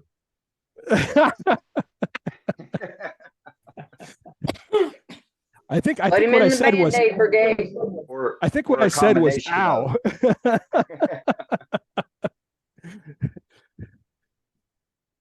So I'll just part this off. And I forgot where I was going with that. Sorry. It's all right. It's your fault, Dane. Yeah, it's all right. Everybody else blames me for it, so why not? Hey, Matt, before you trim that all the way off, can you show your parting tool? Yeah. Yeah, so I mean, it's just a standard Benjamin Best parting tool. Okay, it cost me $15 on Amazon, and because it was so inexpensive, I wanted to try this grind. Okay, so all it is just one side is slightly lower than the other side. It's just not completely flat across the top, and that angle is 15 degrees on this tool. And I like it so much that I haven't gone in the grinder since. I just hone it. I just use the honing card on it. So I'm worried that about changing the grind on it. But what it does is it gives you a point, like one side is pointed, and it lets me undercut better for these sorts of things when I'm undercutting things. And I use it on the bottoms of platters or plates or goblets or anything that requires undercutting. So Yeah, that's a great idea. yeah, and I have standard parting tools, and I use them happily for all the usual things. But it's just, I saw somebody had this once, and I was like, that's a great idea. I got to try that. And so I did. And I'm, like the first time I ground it, it was too steep, and it was just, I was catching, and it was like, this isn't working. So I changed the grind. But because the tool was so inexpensive, I felt like I could happily just mess with the grind until I got it where I wanted it. You know what I mean? Absolutely. So, and I do that with used tools too. Tools you buy at a at a sale or when Flea market. Yeah. Although I haven't found any actual turning tools at a flea market. Secondhand Just store. gonna ask where you go for a flea market that has turning tools. That would be unusual, I would think. You look for Planes, people getting out of turning. saws, yeah. Believe it So- or not, when I was in France, I went to a flea market and I actually did find some turning tools. Wow. Incredible. So let me find my handy dandy little, I got a lot of stuff floating around in here where my little 1/4-inch wrench went. There it is. So still got some more to take off. Watch it. That's going to end up in the shavings. So, and you can sort of use this like that as a gauge. Perfect fit. Well, I had to do a little work. Now I don't have on that little tool. It's not, neither of the ends are sharpened. I know that some people have sharpened them a little bit. Yeah, I sharpened mine. Get it close to the size and then just use the tool to cut it the rest of the way. Yep. Well, I sharpen mine and use it when I do my birdhouses. Yep. Cool. So, and there's my ribbon finial, and clearly I've got some cleaning up to do on the inside here. It looks great from our perspective. Little bit of carving, but that's how those are made. Absolutely great. That's beautiful. Very So nice. That's a great idea. Yeah, and you get right, and you get people looking at them, and they're like, "How'd you make that?" And then it's like, it's good fun. Mhm. Yes. I gotta do that. You tell them you spent hours Well on done, Matt. marching. Adds $100 to the piece. Right? Yeah. If I tell you, I'll have to tell you. So and all demo, that. Matt. Thank you very much. And all that stuff that I did to the finial on that bowl lid, this was all experimental. I mean, I'm, all of that. You can't really see it all that well. Let's go back to this camera. So this chameleon dust is so fun. It changes color as you shift. I love it. It's just great fun, and it adds so much to the piece. So I'm absolutely delighted with how that turned out, and it was an experiment. That's great. So, any other questions I can answer on that? How about a demo on how to do some of the coloring, like the dust and stuff? Okay, well, the dust is pretty simple. You treat it like it's gold foil, and you use what they call sizing, which is a sort of a glue. Oh, so And it's like a gold leafing type stuff? Yeah, gold leaf. That's the word I was looking for. You treat it like it's gold leaf, and you basically you put the sizing on, which is a thin glue, and you give it 30 minutes until it starts to get tacky, and then you just brush the dust on. Okay. And that's what I did with that. Now there are, when you start doing deep research, you find out that there are people who are doing things like airbrushing the dust, and they're mixing it with a medium, an airbrush medium. And I tried that, but I didn't get it quite right, and the medium never dried. So I suspect that what you need to do is to use it with the sizing and the medium to get it where you want it. But I'm not exactly sure. It's for future reference. Got it. Thanks, Matt. You're very welcome. Any other questions? Matt. Hey, Matt, could you make that thinner? Instead of using 3/4 inch tape, could you use 1/2 inch or 1/4 inch to Absolutely. create a thinner spiral? Yeah, and this one here, I did just by eye. I didn't use any tape. And you can see how thin that is. You can carve any shape you want in there. You can make that a real tight spiral if you want. So would it be possible to make 2 spirals the way you're doing it? Make a tandem pair? You could. You absolutely could. As a matter of fact, my first time I made one of these and posted, I don't know, a month or so ago, maybe 2 months ago. One of my Facebook friends said something along the lines, I don't know if he's a customer or not yet. He said, I'd really like a holder made that with that as the stem. So I haven't got to the point where I figured out how to do that yet, but maybe doing 2 spirals is it would make for a more effective way to do that. You know how you cut the tenon with that wrench? I do that too, and it works real well, except for, sometimes the end, or maybe even up close to the body where you undercut it, doesn't quite get the roundness that you need. And if you use a plug cutter, it'll come back and straighten all that up, even down very close, all the way into the undercut you have. Well, that's one of the beauties of using a tool like this, is it might not get that shoulder exactly the way you want it to with the wrench, but then you can go in with this and clean it up. Sure. Yep. So, there's a couple ways of doing that. Anything else? Yes. Yeah, I have a question. So, well, actually a comment. So, on your barrel sander that you use? Yes. Okay. So what I use is I've made a flappy paddle out of 400 grit sandpaper. Basically, I take 1.5 inches. Yes. So you take 1.5 inches piece of square pieces. I use 6, 400 grit, poke a hole in them.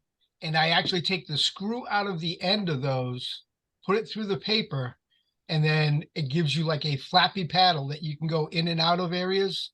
And, even when you're detailing stuff and banging, you're making just to basically smooth out anything that's rough. Sure. Yeah, they're great for that. And one of the reasons why I really like these things, and a flat pad works the same too, is it's got this layer of foam in here between the aluminum cylinder and the sandpaper. So it flexes around contours and stuff. You really, it doesn't leave any sharp corners or sharp edges or things. So that's a great, I really love those. I use them all the time. So thanks very much, everyone. I see all the comments in here. I really appreciate it. Yeah, Matt, I was going to say, you're a really good presenter, man. Thank you, Kelly. You really are. Yeah, you are good. No, it was very nice, Matt. Real nice. Very good. Thank you. It's all the opportunities that Eddie and Dane and everybody else, the team at Worldwide Woodturners have allowed me, to keep in practice. It really helps. So, getting in front of crowds and doing this and everybody being supportive is very, very helpful. Yes, indeed. You did a good job. Anything else I can answer? We'll have him lined up again later on down the road here. Okay, maybe all these bugs flying around here. You'd think that turning cedar in the shop would shut down the insects, but apparently not. Maybe Snow's that's why on its they're way, moving buddy. out. Yeah, give me a month or two. Like it was 87 today here, and by Saturday night it's going to be 38. So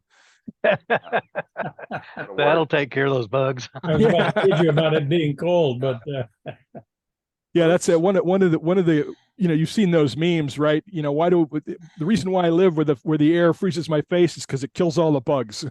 Yeah. All right, thanks, Matt. All right, Good job, my pleasure. Thank you. there you go. Dane, Eddie. or Eddie, before we go too far, could I get Doug Miller to display his homemade knife again?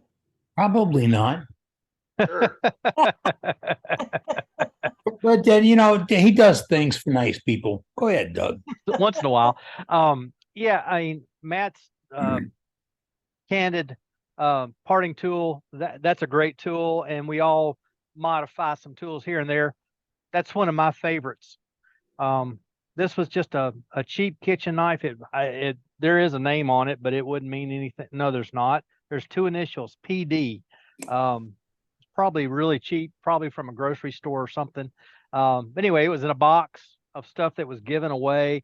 I ground the entire edge and then ground it even further from this point forward, just to flatten it off. I use that side up, only sharpen this bottom edge here, this bottom corner, until this bevel goes away, and then I'll put a new bevel on it and resharpen it from the bottom side. But I use that quite often to get in, it takes away minimal material and does a great job. But anyway, that's a parting tool.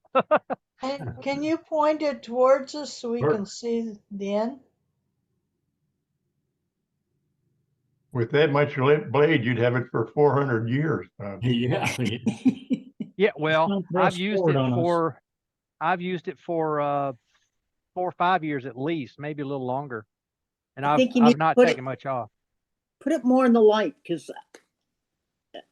up towards the light, up towards the light. Well, there it is. Okay, got it? That's as much light as I can get on it. Okay, That's an end shot there. It's thin. That might be a 16th, maybe. May not be quite that wide. But the bottom side's down because that's the fat part. But it's fat right in the very center as well. got it. Does that Very make sense? nice. Thanks, Doug. Uh-huh. There you can see there's the old blade there, or the old edge. I've ground at least half of that off. This is just the spine back here. All right, that's just one of my modified tools. Right on. Thank you, Doug. Yep. All right, Eddie. Yes. See you, buddy. All right. Well, it was great ideas. And just had a question about a minute ago. Scott said, can you do that with more than one spiral? Sure. What we just saw from Matt was an idea of how to make this work. Play with it. Play with it. Yes, I saw several fingers coming up and twisting it. And it gives you a lot of play with. And if somebody said, hey, can you cut that with a jigsaw or a scroll saw, whatever? Yeah, you could make do because, I'm an old ammo troop. We could do anything with anything, or everything with anything. But I really do like my Fordham tool.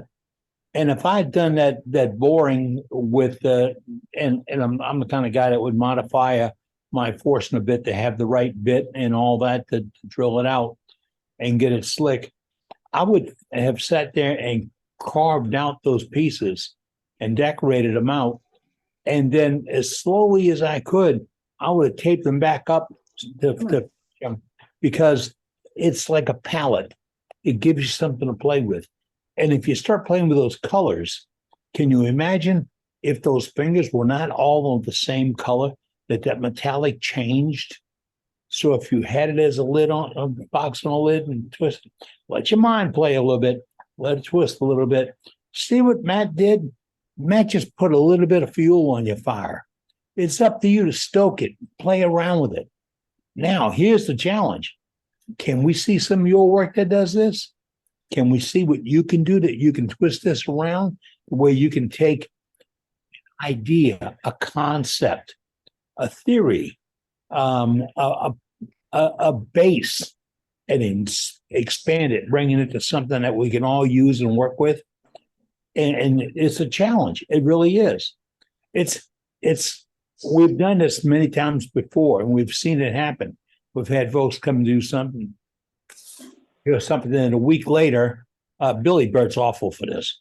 A week later, pow! All of a sudden, he's got an idea with 3-4 different changes on it, and it's just because he took what we do on Worldwide Woodturners, and he took his brain food and said, "I can play with this a little bitty bit, but what if?" And there you go. What if? Doug Miller said, "I like to use that wrench when I do my tenons."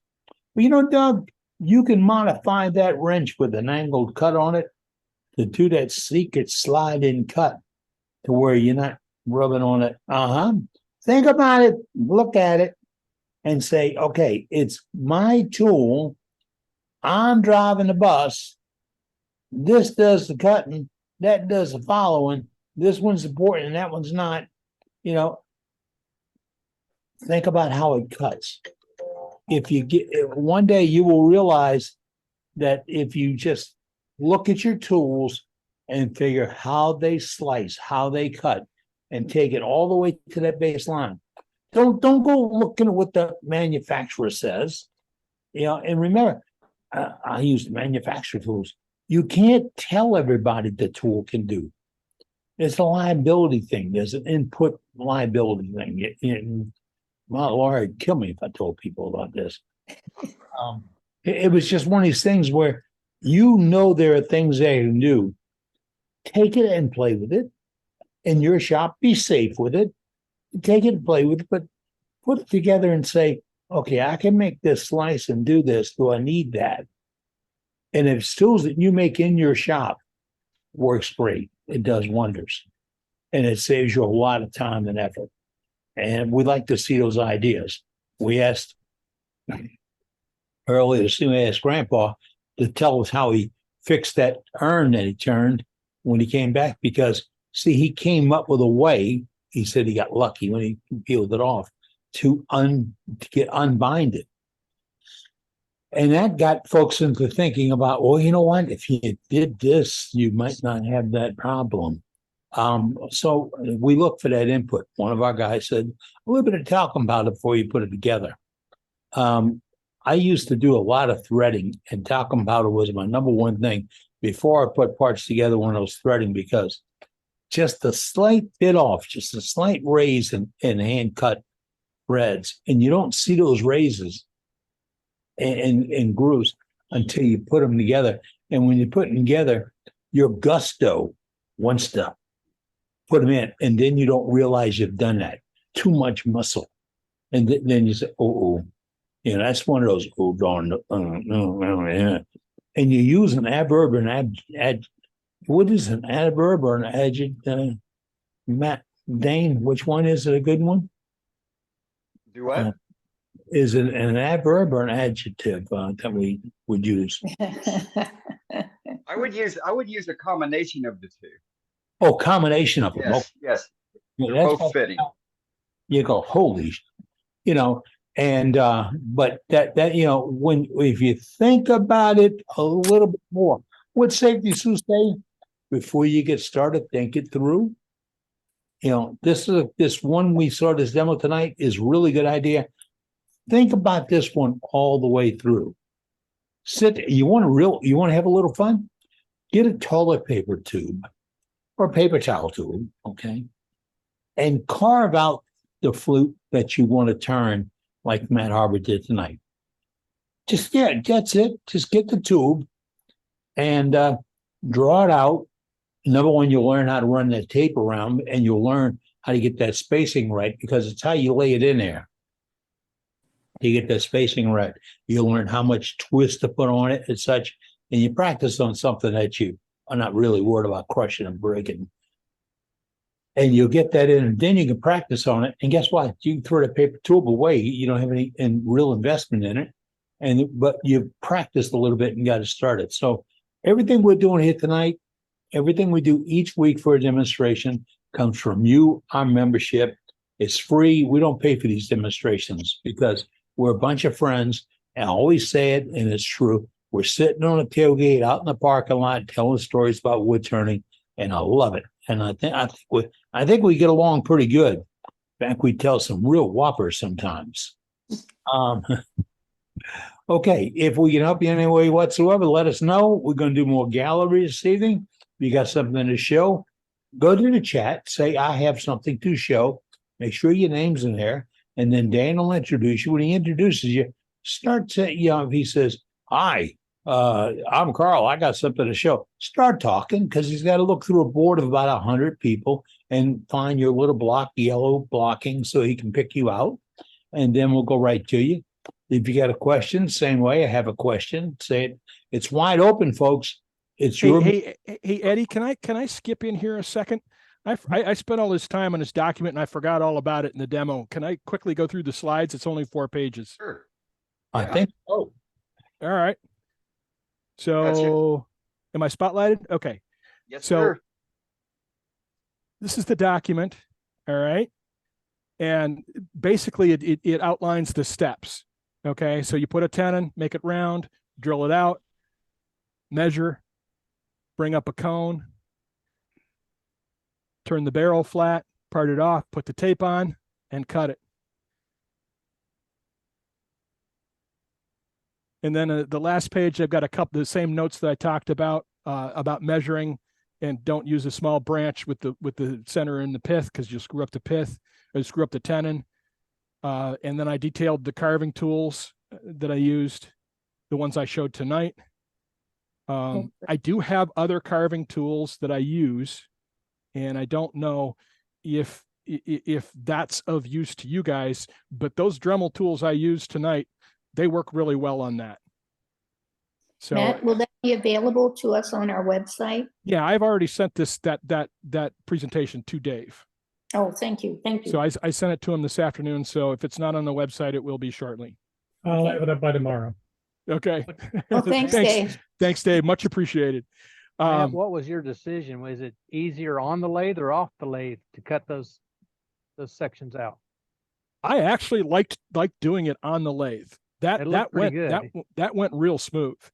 And you don't need the second hand to hold things. You know what I mean? The lathe is already holding it. So it was a little wobbly there. So I had to use my fingers to support it, but I thought it went very, very smoothly. And I like being able to just spin it on the lathe too. That was real useful. So that's how I'm going to do it from now on. Yeah, it looked like a good way. Yeah. Yeah. So I'm glad I tried that tonight. So I like pushing my demos, man. Might as well. When you're carving that, have you thought of inserting a 1/2-inch dowel in that hole to stabilize it while you're doing the carving?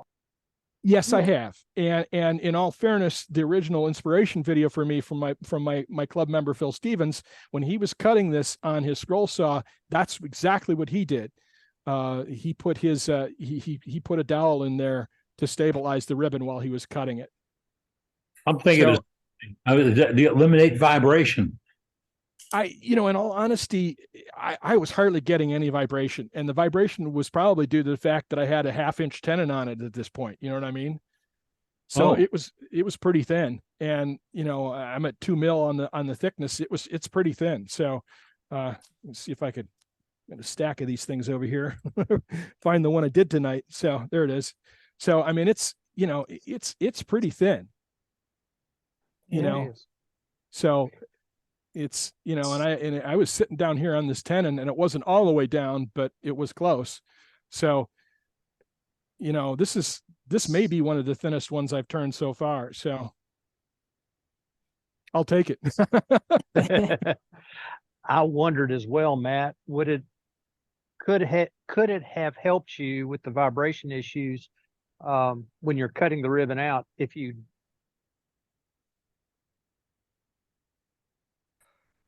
Did we lose him? I don't know what happened. But anyway, I was just thinking I wonder if it would help if you drilled a couple of holes there at the bottom before you started cut out the sides. It might. It might. I mean, on this one here, let me switch over here. Not there, here. Let me go to this view here. If you can see this, don't know if this is going to show, but I actually, when I cut through the bottom of this, I'm actually a little below the bottom of my hole here. So I realistically have to come in here with carving tools and clean this up. And you can see how thick this got here all of a sudden, right there. So, you know, maybe holes would have better guided me. You know what I'm saying? Right. And it might have worked out better. Sorry, it might have worked out better if I'd actually, instead of cutting down at my line, if I'd given it like 1/4 of an inch and cut in 1/4 inch above my line. It probably would have been a better thing. So there's some fuel for thought, for future thought. So I know when I've done barley twist candlesticks, and when I do the holes, you know, to line out the twist, and then I use a rotary cutter, I always find that the holes are very grabby on the cutter. And so on something thicker you can get away with, I would say something on, you know, with smaller dimension wood there, it's going to be grabby, and you may run the risk of it grabbing and breaking, Matt. Yeah, I mean, that makes sense. I mean, this is pretty thin, you know, and Right. you know, maybe on a drill press with a you know, with a holder, with a, you know, a V holder, like I was showing earlier, you know, maybe that would be smart to, you know, to do, you know, on the drill press. And that's where I use these a lot. I use them on the bandsaw and on the drill press. You know, you could keep it very stable in a holder like this and just very precisely drill. I tend to be a little strong when I'm drilling things, you know, and I need to be more careful. And on something like this, I would. But yeah, I'd be worried about that, about going through. But yeah, my only thought was from doing yarn bowls, and it works best for me if I cut that hole, drill that hole first, and then I cut out from that hole, coming back up to my rim with the J slot. Yep, that was my thought. That's how I do it too. Yeah. And part of that is it gives you an anchor for the beginning of the cut. Maybe that would work here, have, you know, a hole at the bottom, you know. Yeah, I don't know. It'd be something to experiment with, wouldn't it? It would. You can also do your spiral and cut them with a rasp. Yes. I've got if you want to highlight me for a minute, I've got a couple here I can show.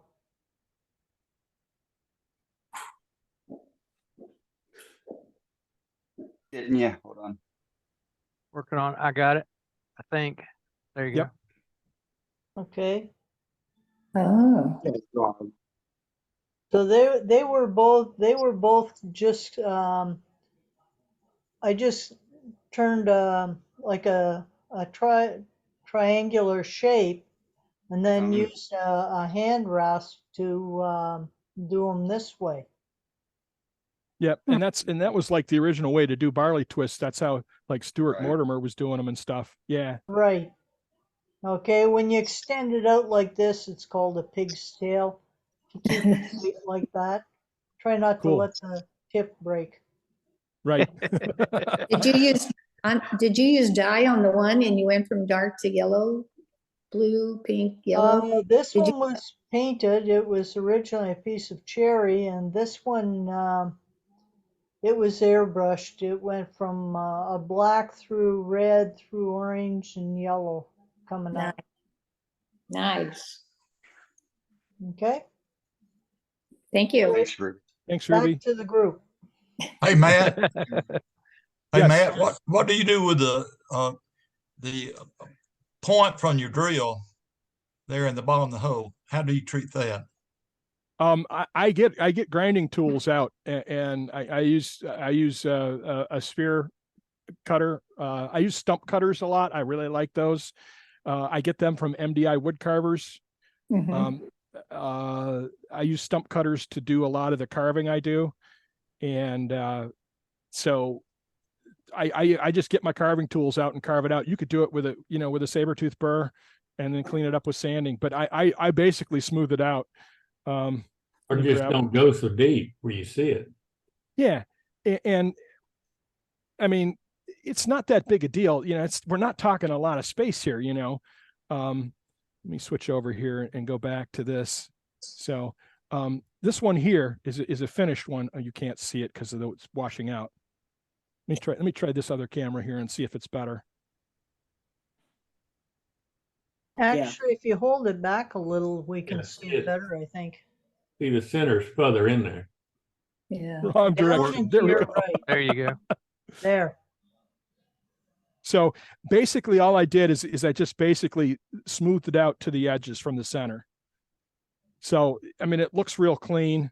And then I can go in there, you know, with sand, you know, I do sanding. This is a Dixie Biggs trick. I sand small carvings with a diamond burr, running at low speed. You can use them to sand things with. So you carve it till you get to your shape, and then you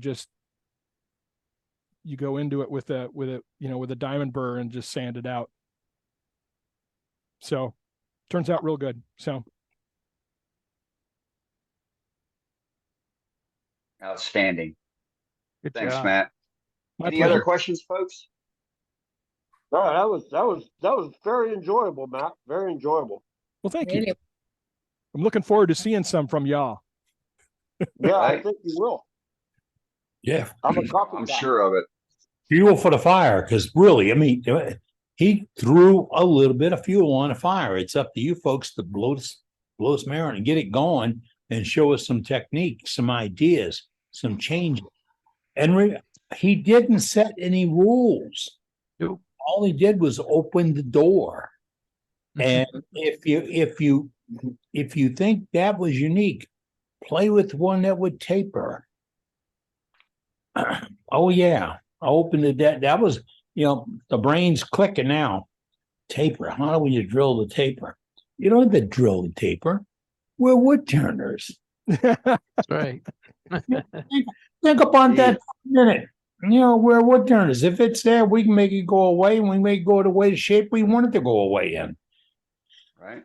So, and really, this is a chance to see how creative you can be with the ideas that our membership throws on out there on the table, and that challenges you, because we can't give you any prizes or anything, but you get the feeling right here that, you know, I took Matt's idea and this is what I did with it.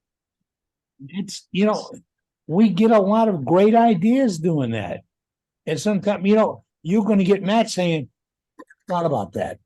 You know, maybe, maybe that could work. Maybe it could be sort of like a globe or whatever. And, you know, you know, and it's all up to you folks. So we'd like to see that. That's why we gather each Wednesday evening, just to do just this exact same thing. Sitting on the tailgate and telling stories. Sometimes the Whopper really sneaks out. Again, if you got some show in the gallery tonight, pop it in the gallery and let us know. And we've got some great membership. People to step right up. Something comes up. I mean, Ruby came up just now and showed us a couple of different videos that would turn into 2 different techniques. And then those 2 techniques with 2 more techniques on finishing. And it all sneaks out right here. And you folks don't let it get away. So if there's more to come, there's more to come.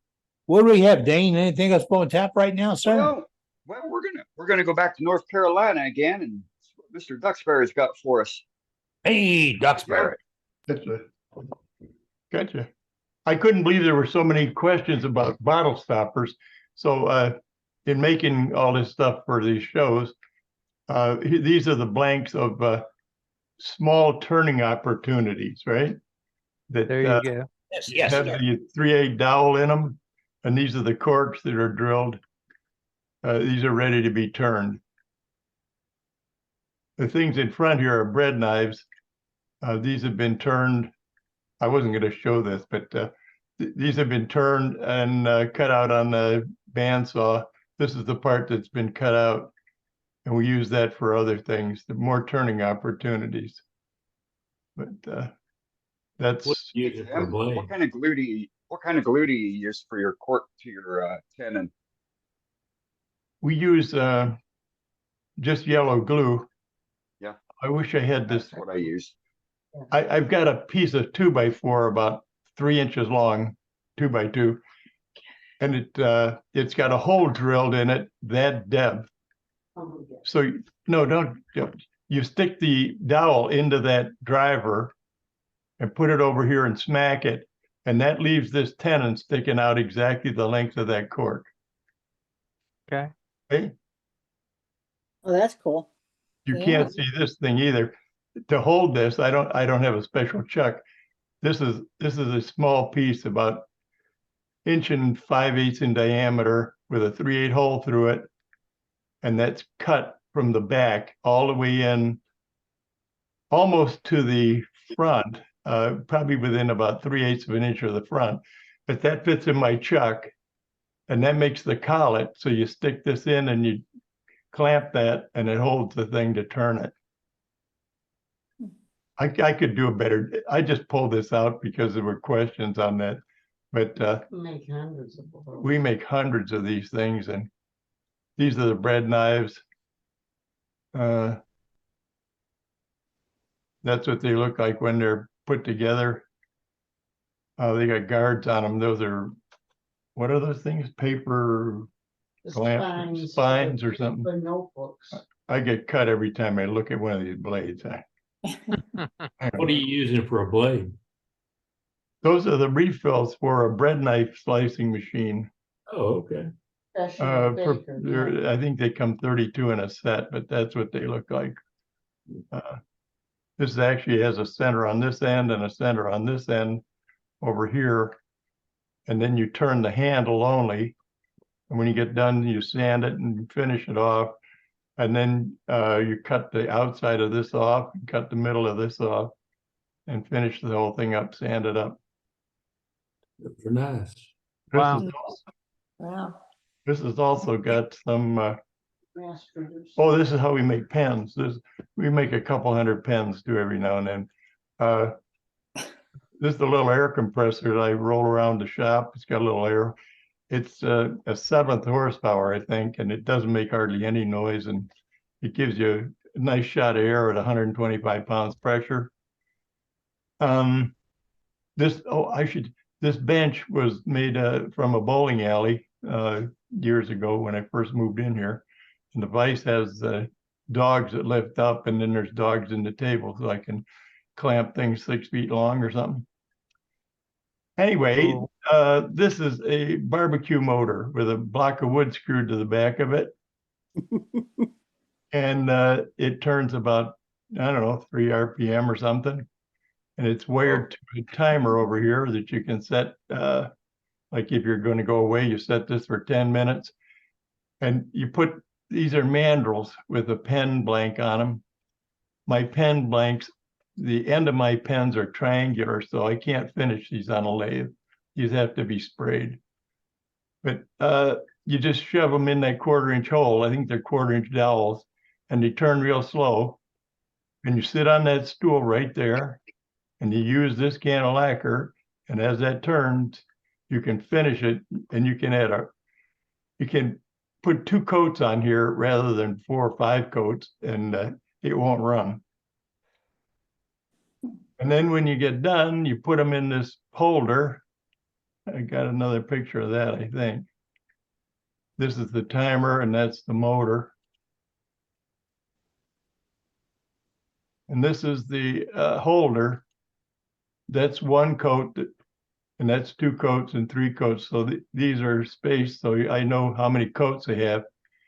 And this pencil laying here, if I take this one out, it's had 2 coats on it. I put it in the motor, just turn it, and I put that pencil back in that hole. So I know if I come back the next day, I know I took that one out of that hole. Good idea. Takes me a while, but I do learn. And that's what they end up. That's the slim lines. But you can see they're triangular, and there's all different kinds of. Very nice. Yeah. All right. Just a thought. Very cool, Jim. Thank you.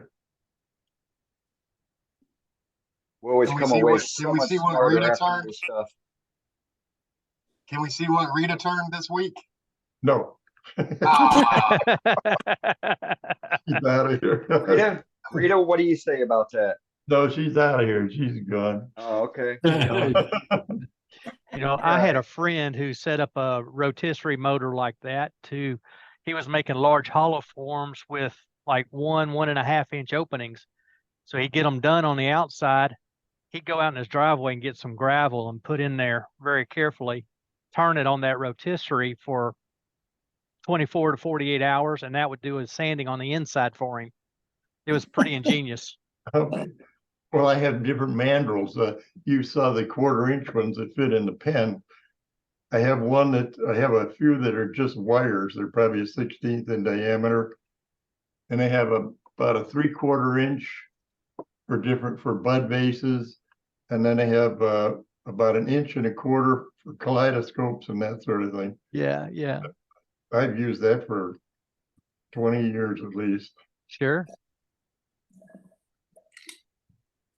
All right, right on. Thank you, Jim. All right, let's go to Mr. Grinstead. Hey, Bob. Hey, guys. Yeah, I just wanted to thank Dave. I got my shirt back. I don't know if y'all can see this or not. Yeah. Nice. Let me turn a light on here, maybe. Looks great. But got the shirt back, my $12 embroidery deal.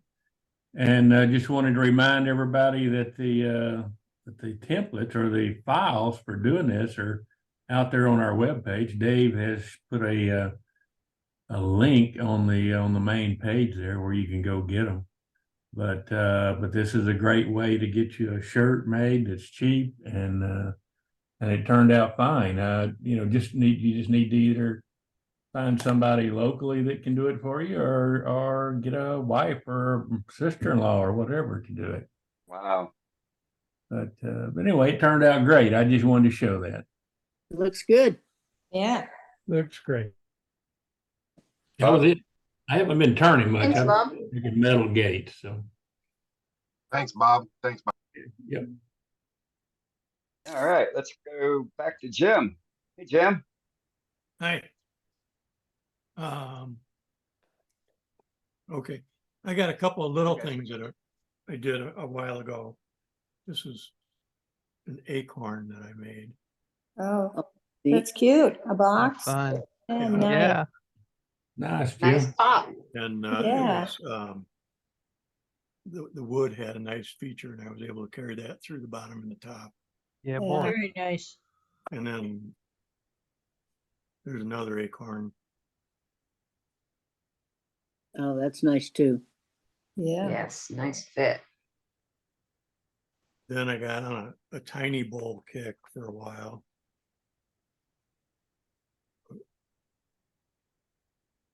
Hold back. Cute. Keep it in line with you because your screen's messing it up. So. There you go, right there. I love tiny bowls. I love making them, and I love what you can use them for because they'll hold all sorts of different things. I have them all over my shop in my office, and Yeah, these are nice. And then I'm making a saw, and I needed a couple of knobs. So There you go. I'm still working on the saw. Looking good. Very good. Thank you. Great stuff, Jim. You look great, Jim. All right, let's go back to Eddie. It's 6:30 now. Hey, Eddie. Okay, it's 8:30 Central, but we keep going here live with the complete meeting until 9 o'clock Central Time, at which time I duck out. But the meeting continues on because you folks keep talking about wood turning, and we stay right with you. So don't think that there's a break and we stop. There's no break. We don't stop. Hey, it's right here. Now we just now saw Bob Grinstead with his embroidered shirt. That is nifty. I'm working on that end of my line too.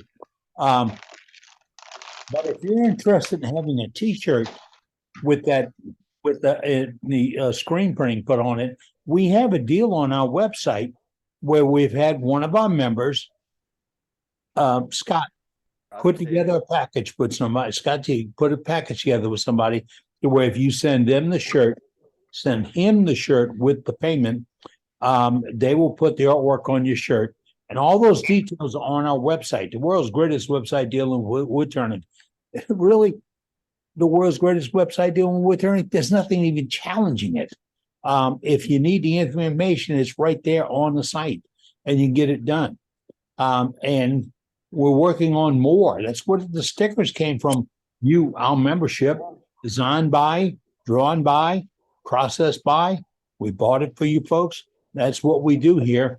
And always keep this in mind, folks. It's about buying local. This is a little bit better than buying local. This is buying out of your own pocket, because there's no corporation getting anything out of this. There's no member making a nickel on you. There's no charges, no fees, no dues, no nothing. We're all on a tailgate. We don't charge to be there, and we really like it.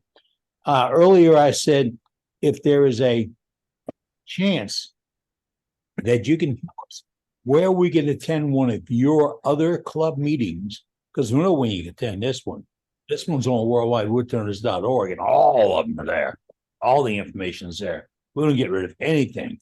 Dave doesn't know where the delete button is on that website. I mean, we've got it all, and it's all available all the time. That makes it very unusual.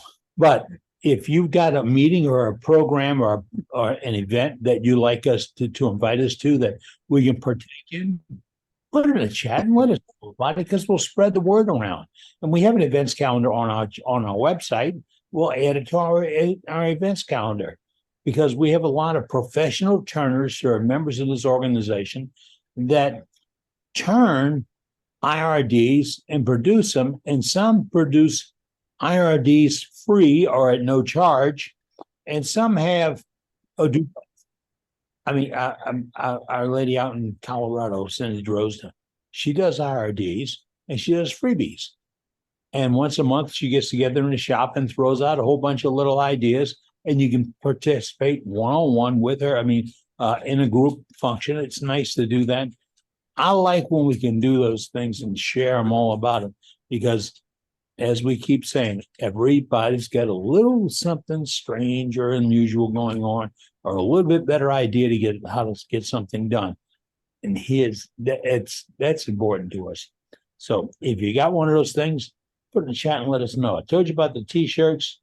I got a request in from Patrick earlier about getting some stickers to go to the North Carolina Symposium. I think, Patrick, we're going to take care of that for you. He's going to send me his address, and I'm going to send him a bundle of stickers so he can work it. And we do that. If you got a symposium or a meeting that we can work with you on and get the name of Worldwide Woodturners out there, contact us. Let us know. We've got benefactors that have helped pay for these stickers and help them pay the freight and all that. And there's no commercialism, none at all. Like I keep saying, we date a lot of people. We married nobody. So if we can help you out with that, let it be glad to see you step up and spread the word for us. Any more gallery coming up tonight? I know we got to have some gallery. We got one latecomer here. Glenn popped in. He's got something to show off. What you got, Glenn? How are y'all doing today? Doing good, buddy.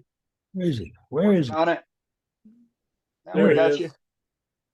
All right, I did a couple little turnings today. A couple of little bowls. I did. I got the idea from a few weeks ago. The ones that Jim Duxbury showed, where he glued the boards together, then cut them at an angle, and then glued them back together.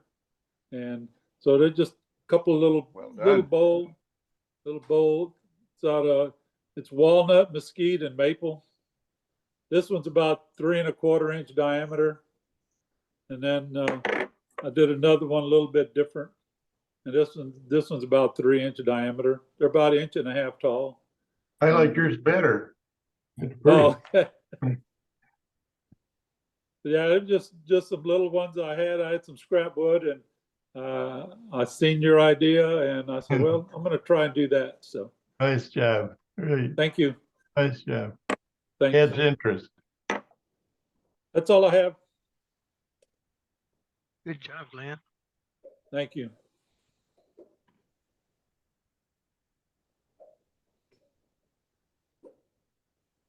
All right, let's see. Do we have any other folks up for gallery items? Let's see. Theo. I gotta see this. I gotta see this. He's teasing us with this project here tonight. Yes. With us tonight? I don't know if I'm on screen yet or not. No. I'm Yeah. still looking for your name here. I got him. It's Keep the long bouncing one. around. I There's got a lot him. of onions in Good There on you you. are. Hey, Theo.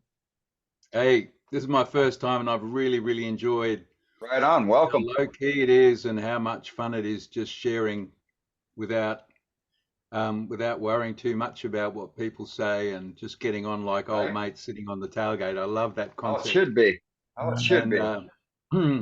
I'll just share my screen. I'll just show you this. So I'll just tell you how this eventuated. I was working. I went for a coffee. It was around about Christmas time, and in the coffee shop on the mirror, someone had actually I'll just go to the center.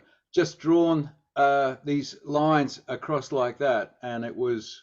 And I thought to myself, what an inspiration for a tree. I wonder if I could turn something that just looks like it starts here and zigzags. I initially called it the zigzag tree. When I finally made it, I actually went back to the shop and asked who drew this, and there was a little Japanese student who was working in the coffee shop, and I actually gave him the tree. I said, when you drew this, you inspired me to do this, and it's been one of my signature pieces, I suppose. I'll just share the screen and show you this photo if I can. And everything just disappeared. Just a second. There it is. Oh, no, it disappeared. Can you see it? Can you see that? No, we got your Yes. Christmas tree up. That is neat. That's it. It's what I was talking about a few minutes ago, though. That is a nifty idea. So basically, I turn a cone, and then I draw a line. Can you see my mouse? Yeah. Yeah. I can't see what you're seeing. I draw a line down there, and a line on the other side, and then I, with the spigot on the end of this tree, I tilt it about 10 millimeters or 3/8 off center at the tailstock end. And then I just put in some V cuts and try and actually stop where that line is. You have to blink your eyes a lot or use a stroboscope. No, you just stop regularly. And then I tilt it the other way, 10 millimeters or 3/8, using the point 3/8 horizontally away from the tailstock.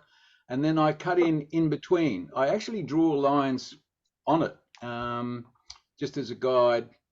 And the trick is not to go too deep, or you can if you want.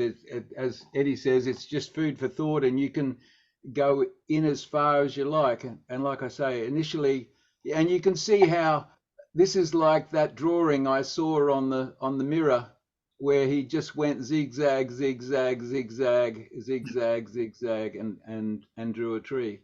So then you just color with a brush. Well, actually, I use a felt pen, a soft tipped, like a Tombow, felt tipped, brush tipped pen. Paint the inside, you get a bit on the outside, and then bring it back to center and sand it down, and it just cleans up absolutely beautifully. And just to continue the theme, it makes like a little barrel, and I use the red and green.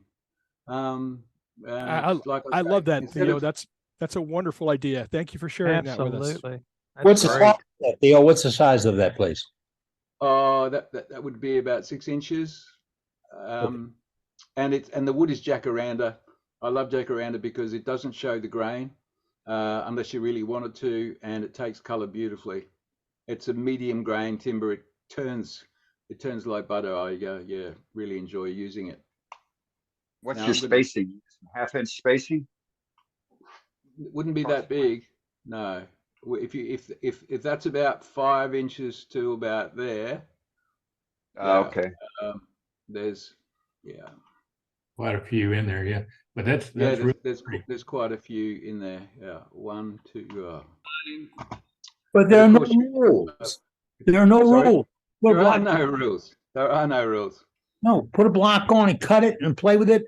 This is gorgeous. It's the holiday time, folks. This is a nice little centerpiece for a table.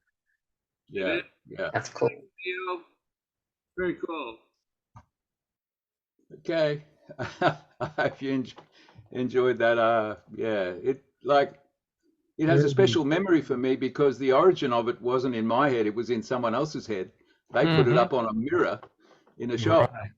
And they inspired me. It's amazing how you can just go for a cup of coffee and get inspiration for Indeed. Absolutely. turning, and you get inspiration from people that don't know turning. Absolutely. In fact, sometimes, like when you're teaching, the students ask questions and they just blow your mind because you do things and you don't even know why, and the student asks the question, and then you suddenly realize you finally understand why you do what you do. Mm-hmm. Yeah. But there's been a lot of great info with that ribbon. I was just thinking that when you go to carve that ribbon finial, maybe if I was doing it for the first time, I'd probably put a 1/2-inch dowel back inside it, and then bring the tailstock up, and that would actually stop it kicking around. Maybe. Yeah, If good idea. anybody's familiar. Yeah, does that make sense? Well, it does. There's no rule. The short answer is there wasn't hardly any kicking around. I mean, it was real pretty stable. Yeah. You know, and I could probably blame the fact that I'd already turned the tenon down a bit for the instability, you know. So Yeah, but you know, yeah, by you all could have means, turned I encourage Yeah. people to be as safe, but and do what they think is best. But you know, realistically, you don't need to do that. But I understand the yeah. desire. I noticed you held it closer to the end, so it made it stable as well. Yeah. Yeah. Which we all know Yeah. is a trick from people turning thin finials. So Right. Yeah, Right. you're a great student. It's amazing how you absorb something and then 3 or 5 years later you end up using it. Absolutely. I'm still well, doing it. and I totally I couldn't agree more with what you said about teaching and you know, people say you're a great demonstrator, Matt, and I'm like, well, that's fine, but all this, every time I teach somebody, I learn stuff. I learn how to be a better turner. Having to put what you do into words for somebody else to learn. Not everybody thinks about things the same way. You know, you got to tell people what you're doing so that they understand it and can repeat it, you know, and it makes you a better turner. It really does. Yeah, absolutely. Makes you think about the steps for sure. Exactly. All right, Yeah. good stuff. All right, let's go to, let's see, Alex wants to show something. Hey, Alex. Hello there. Yeah, it's just a few bits that I've done in the past. Since we're on the subject of bottle stoppers, I don't know. I've got 3 screens up, so I've got to choose the right screen to show you. Does this one Pressure work? is on. There we go. Can you see them? Because Yes. I don't know what I'm looking. I don't know what I'm showing. Yeah, Yeah, these so are just some bottle small stoppers. pieces I've made in the past. Because you know, I don't get much time these days. I'm a carer for my mother, and also Right. my wife is disabled, so I don't get as much time these days to get down there. These are some things I made probably last year, end of last year, beginning of this year, to be taken for craft fairs. So just a few bits and pieces, but the obligatory bottle stoppers, just to sort of go along with what the theme was a little bit earlier. There's Indeed. a few bits and pieces. And that's something I used to do many years ago with my granddaughter. Anyway, that's basically just a few little bits. Go back up towards the top, Alex, and over on the left-hand side there, you had a a medallion that had a kind of like a leopard pattern or something to it. There Right you go. That How one. did you- Yeah, that's just resin. Oh, resin. Uh, Okay. Yes, they're resin blanks. Mhm. I used to buy a load of offcuts from a company in the UK, and basically they're rounds. They do them from 20, about 20, no, 15 mil up to about 30 mil. Slice them up, shove them on turn them central, and then just turn them offset to do the holes. Sure, Jim. That Duxbury jig does good for that. Yeah. Yeah, all I do. These are Corian ones, and I actually made the jig out of Corian, and it's glued to a block, and the block has got 2 screws in, one which is fixed at one side, one which moves, and I just undo the one screw, turn it, and do it off center. All right. Good. So there's Those some all wood in various different scraps of wood, using up the obligatory offcuts that can't be thrown on the fire. Sure. Sure. That's good wood. Pens and what have you. But there you go. There's the cork ones. Anyway, there you go. I was just a few bits just to show a few things that I've done. Sure. Good job, Sure, Alex. nothing wrong with that. Okay. Thanks for sharing.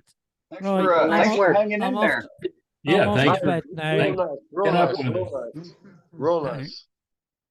Right, I'm off to bed now. It's 2:45 in the good night now. morning, and I got my grandson tomorrow, so All right. I'm off for the Yeah, night. you're gonna need your sleep. Yeah. Good night, all. Catch you Good again next night. All right, week. buddy.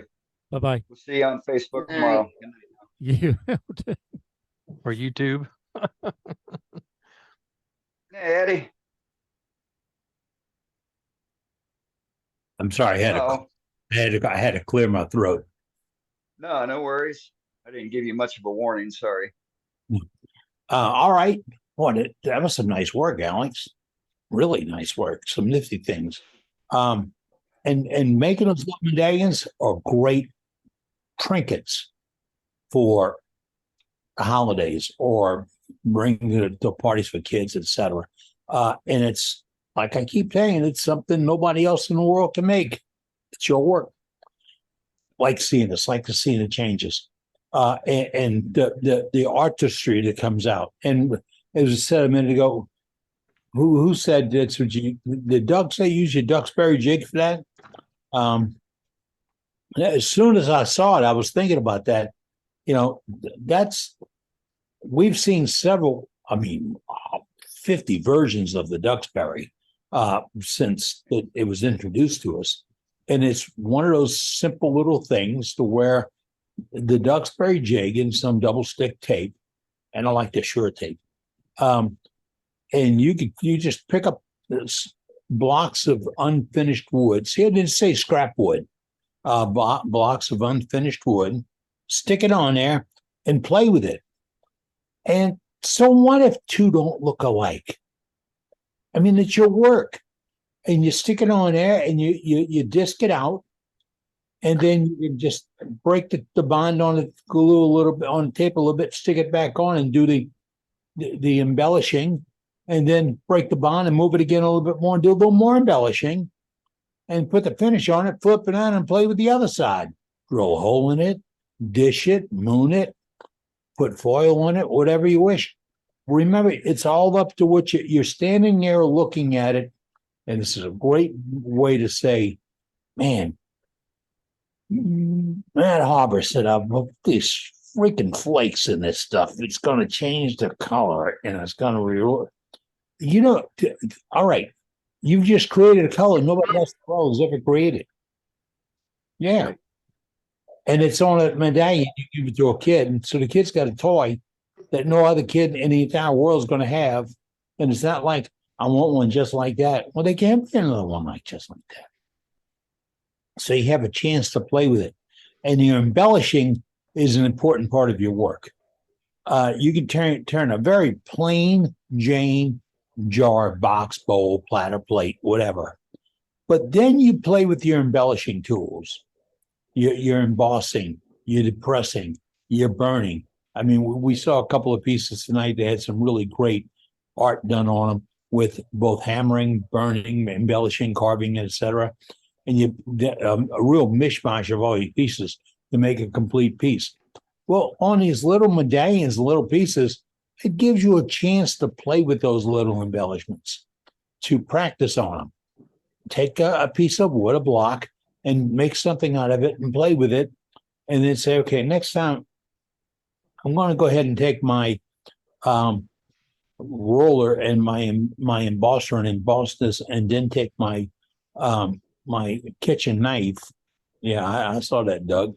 And take my kitchen knife to it and put some nice slice. You know how clean lines that will slice when you go into it? You got the right point on it, the right cut, slight little bitty bevel on it so it doesn't plow. It's slicing. And you're going to make those cute little slicing marks. And those slicing marks will have two different facets of light. One, all right, when you get two facets of light and the light hits it, you're going to have two facets of color. Yeah. And then you do a little chain bead or a cord and put a couple of beads on the cord. Hey, you start playing with this stuff, and then you go to Michael's or Hobby Lobby or one of those other art places, and you look at all the accessories and toys they have that you can build jewelry with. You got something working there, folks. And don't miss out on a chance to just let your brain work on your projects. We're giving you some fuel. You light the fire. I love it. And somebody said another name for wood that has not been used. We need another name for wood that's not been utilized. Okay. Kim Tippin started us with that. Don't ever call it scrap wood and or junk wood.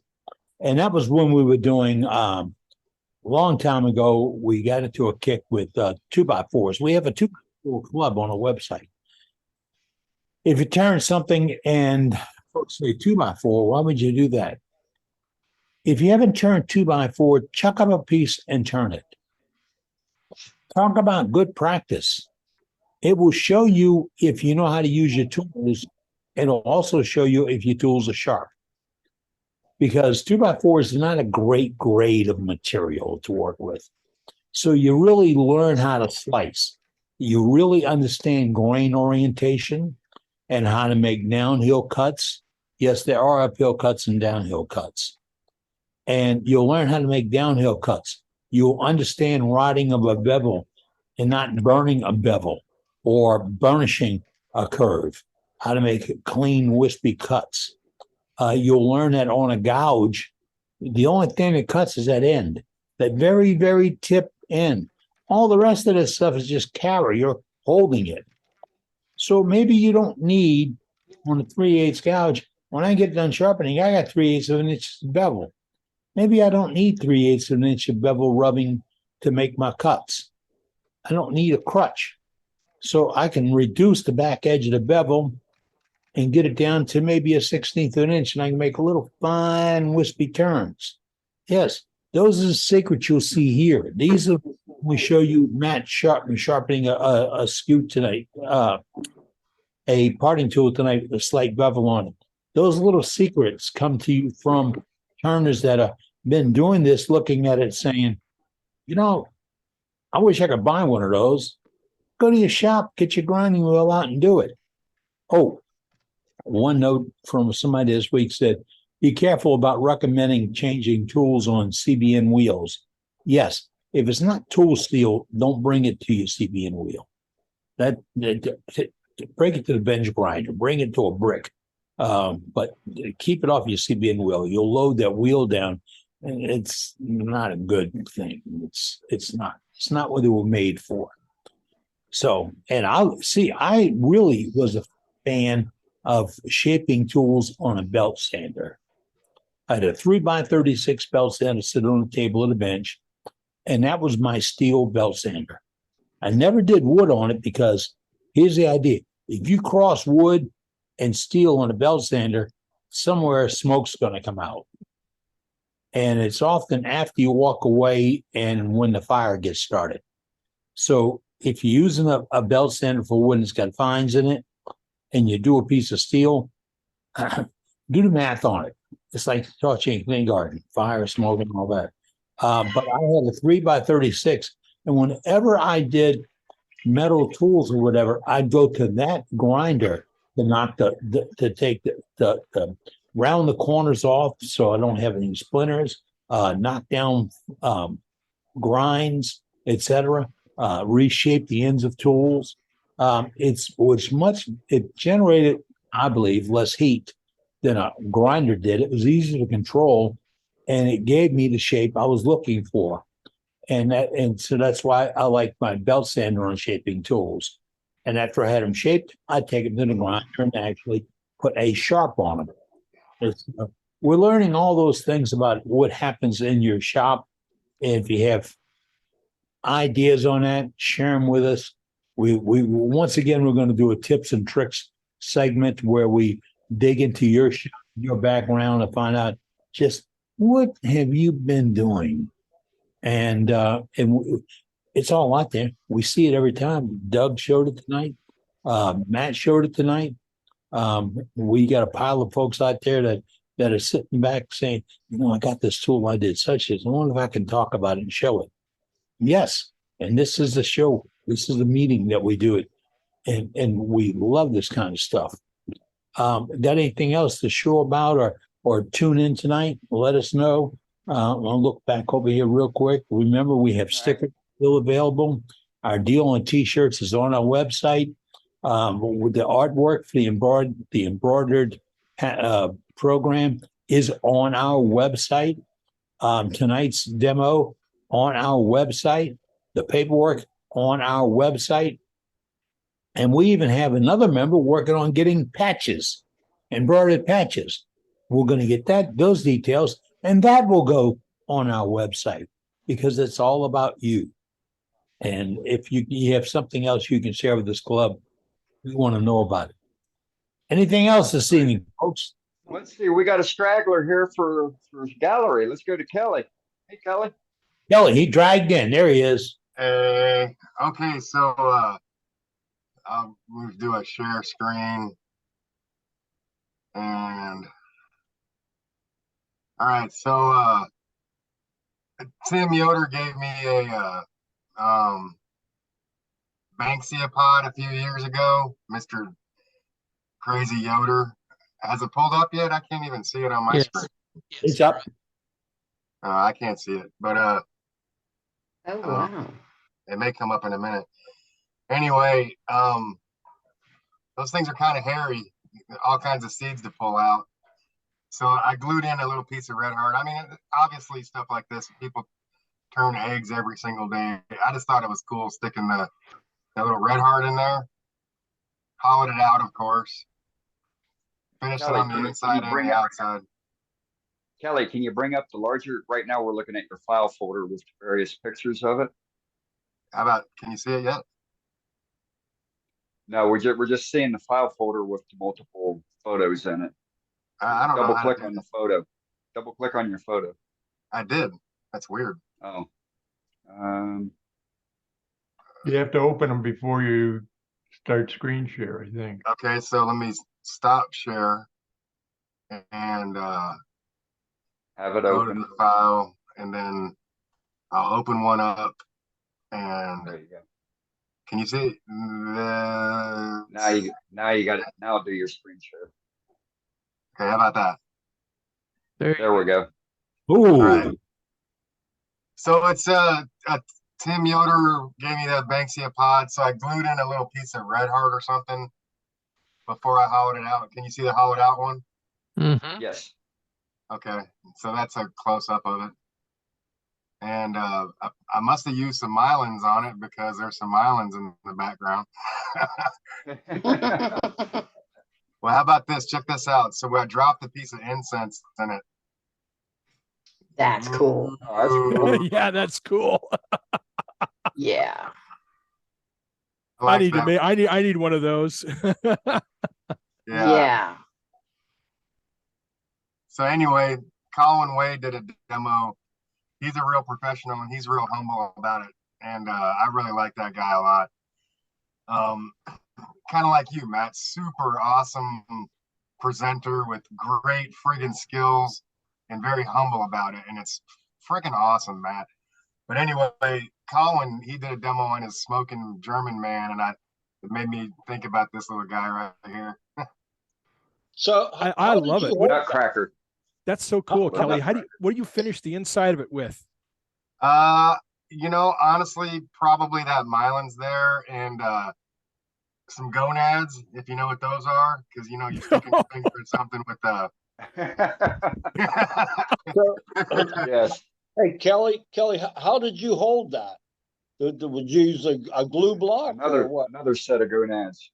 Yeah, you know, I don't know who's asking the question, but they don't start off that small. Whoever's asking that question, I mean, you've got some meat to it. You can hold it with. So, you know, I turned it and hollowed it out with itself, just like you would any other egg. Everybody in here's turned an egg, and same way you would do anything else. The only difference is these have a lot of hair and seeds and little bitty cool bugs that come out there. It's pretty neat, but you turn it like you would any other piece of wood. And make sure you have some sharp tools, of course, and then you know you finish it.